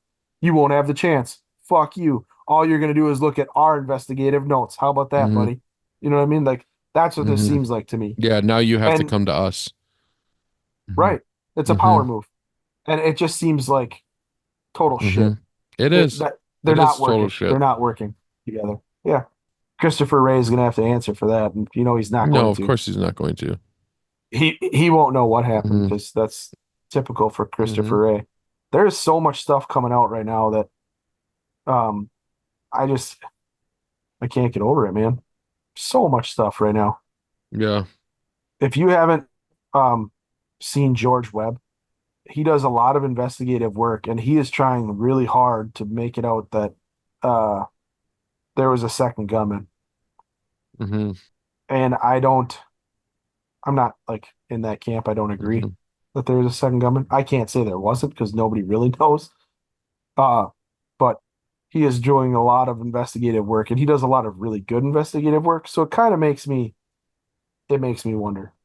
Speaking of which, there is a really good documentary on the YouTubes for anybody who wants to look at it. Did you know that there was a guy who confessed to killing Kennedy? No. Yeah.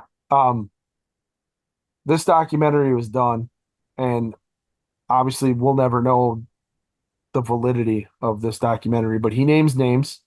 He names names of all the people that were in on this Kennedy assassination. It was the CIA. This is what he says: CIA and uh, the mafia, the mob, Mhm. working together.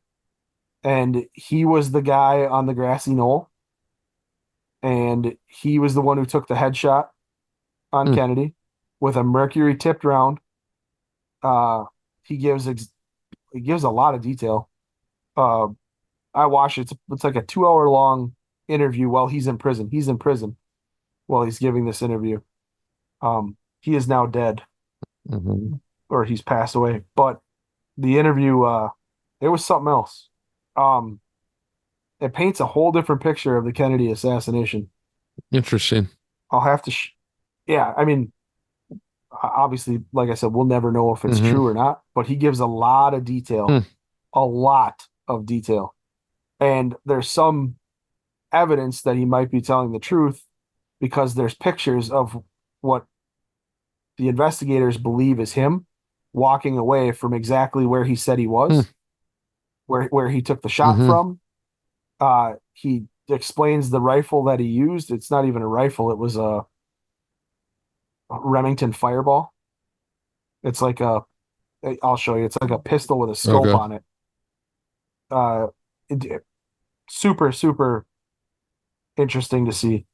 I'll have to show you later, but it's worth a watch just to kind of expand on what you already know in the conspiracy Mhm. world.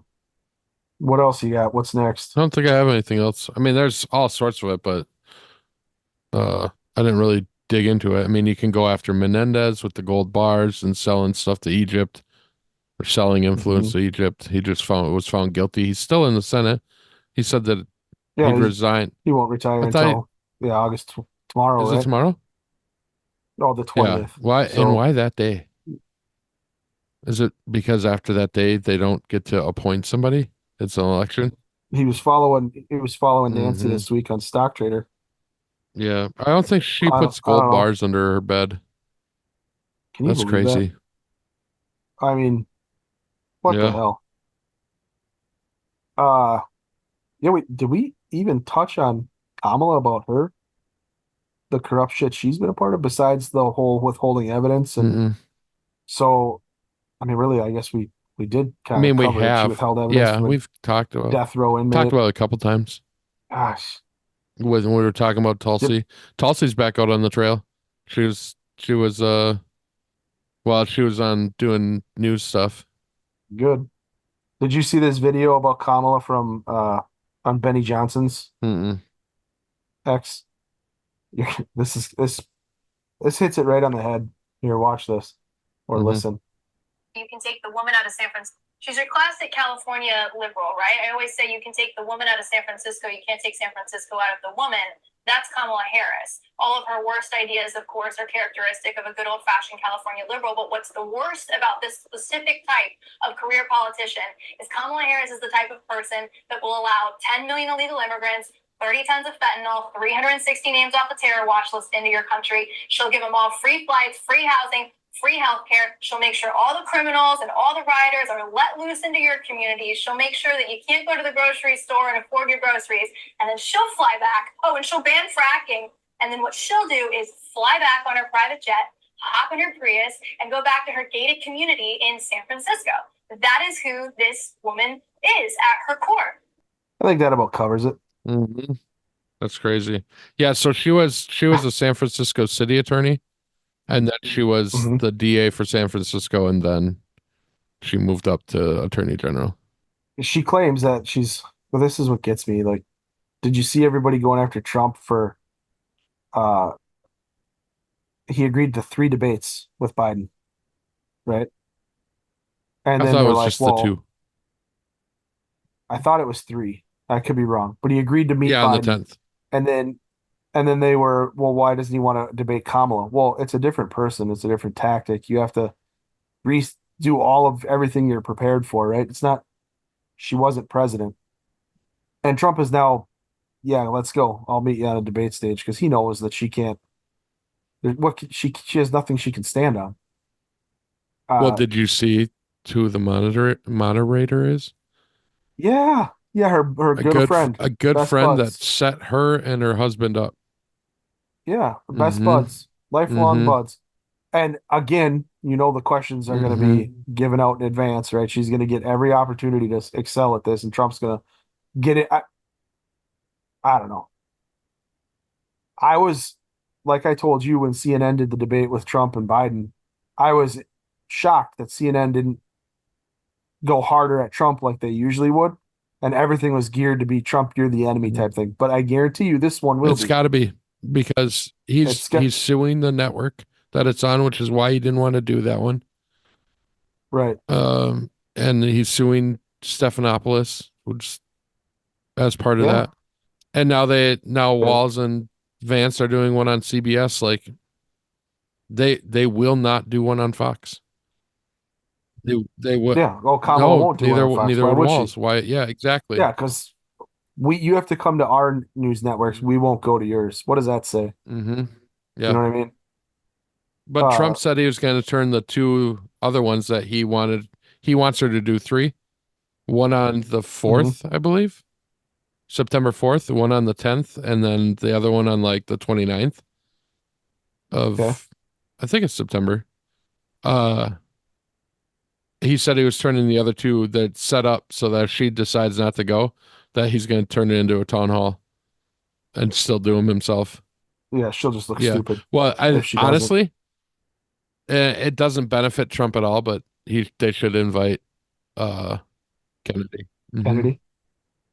That only hurts Trump because she won't be there. However, it would be fun for the 2 friends to just torture in that 2-hour, like on whatever. Yeah. But again, Kennedy will steal from Trump, so he can't afford it. It's too bad that you can't have. I was hoping that he was either going to take Tulsi or Kennedy as a vice president. Yeah. JD seems to be a decent pick. And in the last episode we were talking about, there's just something about JD that's kind of bothersome. And you know what I think it is? I thought about this last night. He comes across, to me anyway, as too prepared. Mm-hmm. You know what I mean? Like, he's not wearing makeup, but he comes across like he's wearing makeup. And that's my thing. If you're a politician like a Mitt Romney and you're putting on makeup, you're not my guy. Yeah. Be who you are. I think part of his problem is that it's like I've said before, like I think it has to do with his upbringing and the social awkwardness, and like he called himself a dork as a kid and doing that whole thing. Like maybe that was you that told me that. I'm not sure. But like just thinking about that part of it, like that's why he's prepared, I think, is kind of a because he's dealt with a whole bunch of that kind of a compensation to what he could control when he was a kid. Right. If that makes sense. Have you seen that movie? No. You should watch it. I've got somebody has the book. I want to read the book first. It's a pretty good movie. I have not read the book, but I watched the movie and it's really messed Yeah. up. Good movie. Yeah. And if I don't know how accurate the movie is to, the true story, the real story, Hmm. but it's a pretty good Yeah. movie. That's what I've heard. And that's gotta make Kamala and Walls hate the fact that they picked JD because there's so many people who have seen that movie Yeah. Yeah. and so many people can relate to it. I want You know them what I to mean? come out and just start talking. Like I'm not talking about bringing in the personal, feel bad for me stories, but just I want Hmm. them both. They've, he's talked about his brother before being addicted to stuff and losing his brother, and JD with his mom. Like I just want them to do one on just the addiction and the crisis with drugs in this country. And I think they would just the raw emotion of it, they could sway a I lot of think people. that I think this is just me speculating, but I think that's probably part of the reason why he picked Hmm. JD because Trump has also come out and said that he is not opposed to using the US military to go after the cartels that are Hmm. bringing all the fentanyl and drugs Hmm. in. And I think that's a very real thing. I think he might Hmm. do that. Um, and the way they do that is they force cooperation from whatever country it's in through their government, Hmm. right? They're going to force the cooperation by saying, "Hey, you let us in, and we'll help you go after these narco Hmm. terrorists," right? That's what they'll label them as. Hmm. You'll use our assets, our military advisors and training. We'll come with you. We'll do everything that you need. And on top of that, we'll give you a bunch of money to rebuild after Hmm. Yeah. everything's done. Um, The problem is that a lot of the fentanyl's coming from China. it is, but it's not coming in by air. It's not coming in by sea. It's coming across the Of southern course, border, you and can you can it's maybe coming in through disrupt the cartel. pipeline, but then at some point they just get a different line. And that's the game you're always going to play. But if you can get in there, knock out the cartels that are moving the bulk of the Hmm. material, and then get the apparatus in place so those countries can continue to knock it out Hmm. themselves. You supply the intel and they knock it out themselves. At some point, it's just a losing game for China. Sure. And that's kind of what I mean, Reagan did the very same thing, except for it wasn't China bringing in the drugs. It was our own Central Intelligence Hmm. Agency bringing in the Hmm. drugs, which is a whole nother topic. Hmm. But I mean, that was like, we now know that the CIA was moving drugs to fund, you know, the Contras, training of the Hmm. Contras. So that's, that's out in the open now. That's admitted. Yeah. That's Hmm. fucked up. Guys, yeah. Our country has done a lot of fucked up things. Hmm. Definitely not innocent, but we sure like to point the fingers at everyone else. Like, Hmm. don't you invade Ukraine, Russia? Hmm. Don't you Hmm. do that? I don't know. Yep, it's fucked up. Everything's fucked in this country. Hmm. Yeah, I mean, I can remember some cleric, I don't remember who it was. This was back in the day. Had all these pamphlets out floating around Baghdad talking about how the West was perverted and Hmm. pedophiles and were raping their children and um we had no moral standard. All we do is watch porn all day and listen to music that was inspired by the devil. I mean, like all of this crap in these pamphlets, and we laughed it off at the time. You know what I Hmm. mean? And now I look back at it and I'm like, well, holy shit. You know what I mean? Like, huh, there's a huge problem with pedophilia in this country. There's child trafficking all over the place. At the southern border, wide Yeah. open. The Biden admin's feeding into it. Like Jeffrey Epstein, the list of people they won't release that have been with Jeffrey Epstein. People like Bill Gates are not getting in trouble for all his time spent with Jeffrey Hmm. Epstein. And it's just on and on and on. Like, oh, maybe those clerics were onto something. Maybe they knew a little something about the people we have in Right. Washington or the people we have in this Yeah. country. Yeah, we always just tend to think we're innocent. You know what I mean? Hmm. We're the last bastion of freedom and we're the greatest nation on earth. That's a very uniquely American thing. And I still believe that because of what we could be. But to be what we can be, we got to get rid of the shit that stands in our way. Yeah. And the only way to do that is fix the corruption and start bringing truth back into politics, Mhm. not the bullshit we Mhm. have. Hold people accountable. And like you said numerous times, we got to get rid of this. The super PACs got to go. We got to get rid of the money that's corrupting Washington, the lobbying. We got to get rid of the frickin' insider trading, term limits. I mean, we have to fix these agencies that are federal agencies. We have so much work to do, and we have so little time. Mhm. Yeah, it's crazy to think about when you start actually thinking about all the agencies and what needs to be done. Right. And like you said in the last episode, you think 10 years before the rot has taken over too much. I mean, Yeah, just at that look at point, where we've been. Like, look at just in the last 7 years since Trump was elected, how far we've come. How disgusting they've all gotten. how far in the wrong direction, Yeah. how weaponized everything has Yep. become, how they're using everything and like You got lock, another stock, and barrel at one you keep individual. growing at that rate for another 10 years. I don't think it'll even be 10 years. It's messed up, Hmm. bro. Yep. So here's another hypothetical Hmm. question. Every civil war has had some sort of ignition point, right? What do you think would be the ignition point for a U.S. civil war to kick off? I that I don't know. It'd have to be something really big, and I'm not sure. I don't know I what don't it. even I can't even think of what that would be. I don't either. I mean, It'd Trump, have to be something against the president doing something against the people or a group of people like carrying out an attack on doing something. citizens, Yeah. like there's civil unrest in the streets, and he uses a Yep. drone to put down the. Hmm. I mean, that's typically what dictators have done in the past. That's really catapulted things into the Yeah. next And level. that's maybe why I'm stuck there. But it's going to have to be something drastic because no one wants that. You can't come back from that. Nope. And no one wants No, that. and it's like overnight when that happens, your country just Hmm. falls. Yeah. You know what I mean? And it'll be that way for quite a while. The build back after all that has to take. I mean, you're talking decades before you're back up to anywhere near where you were. Hmm.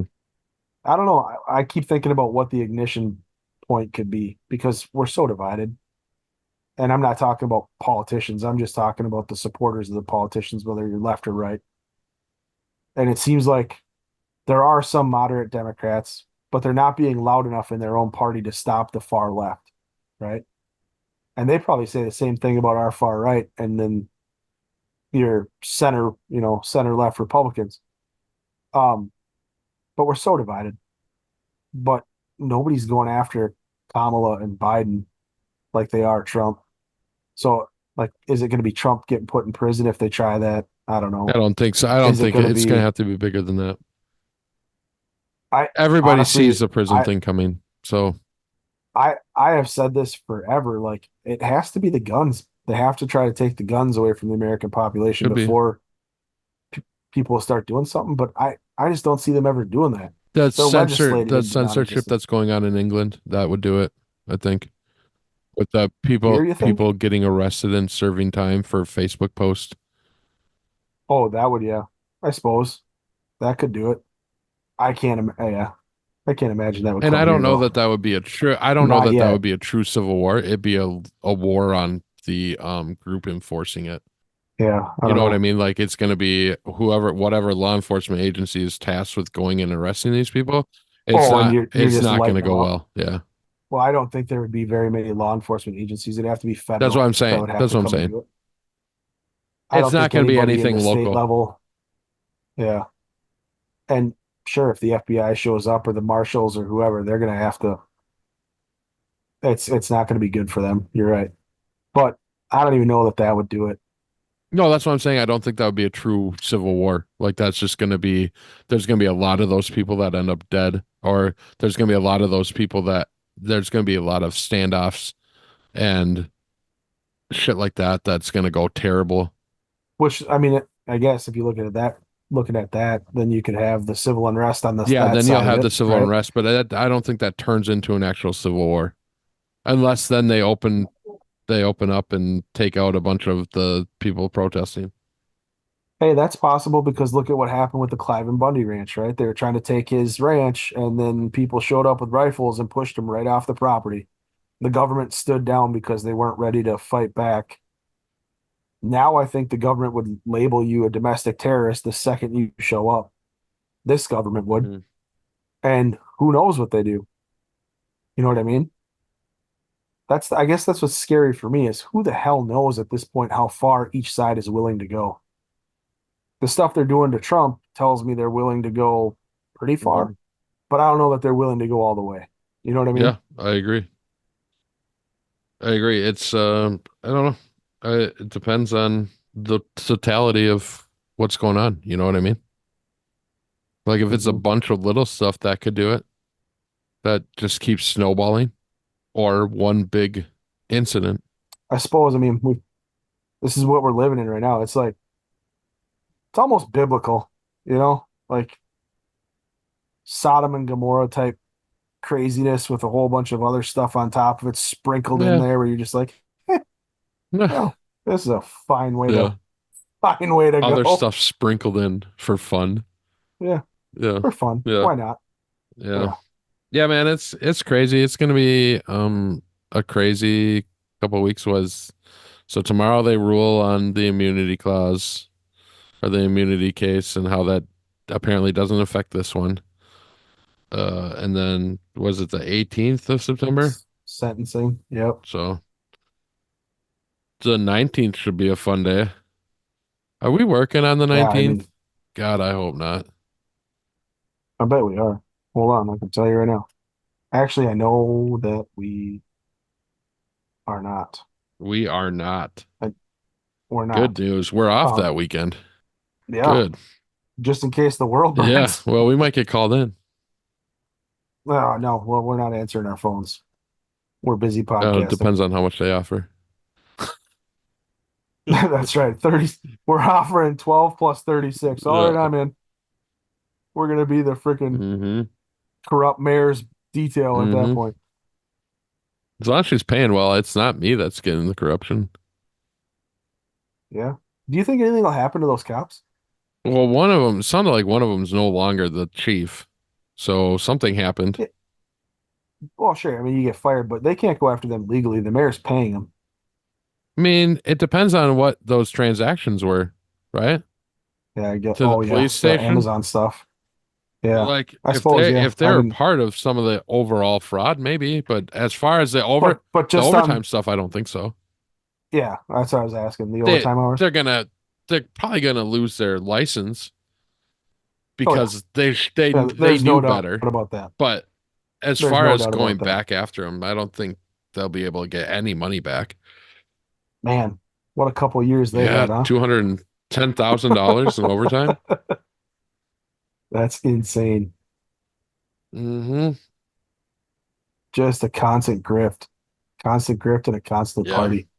I can't believe they haven't found her yet. Yeah, if you're her, keep What running because was you're her name? fucked. Damn, I just read I all those and I can't even think of her name. I'll find it. Hainyard. yeah, Tiffany Henyard. Well, Tiff, keep running because once they get you, you're done. You are Hmm. done for. So 6 days ago was the first one that Mayor was nowhere to be found. 2 days ago, CBS picked it up. Dal Dalton Mayor Tiffany Haynard nowhere to be found after report. Yep, Yeah, so she's on the lam.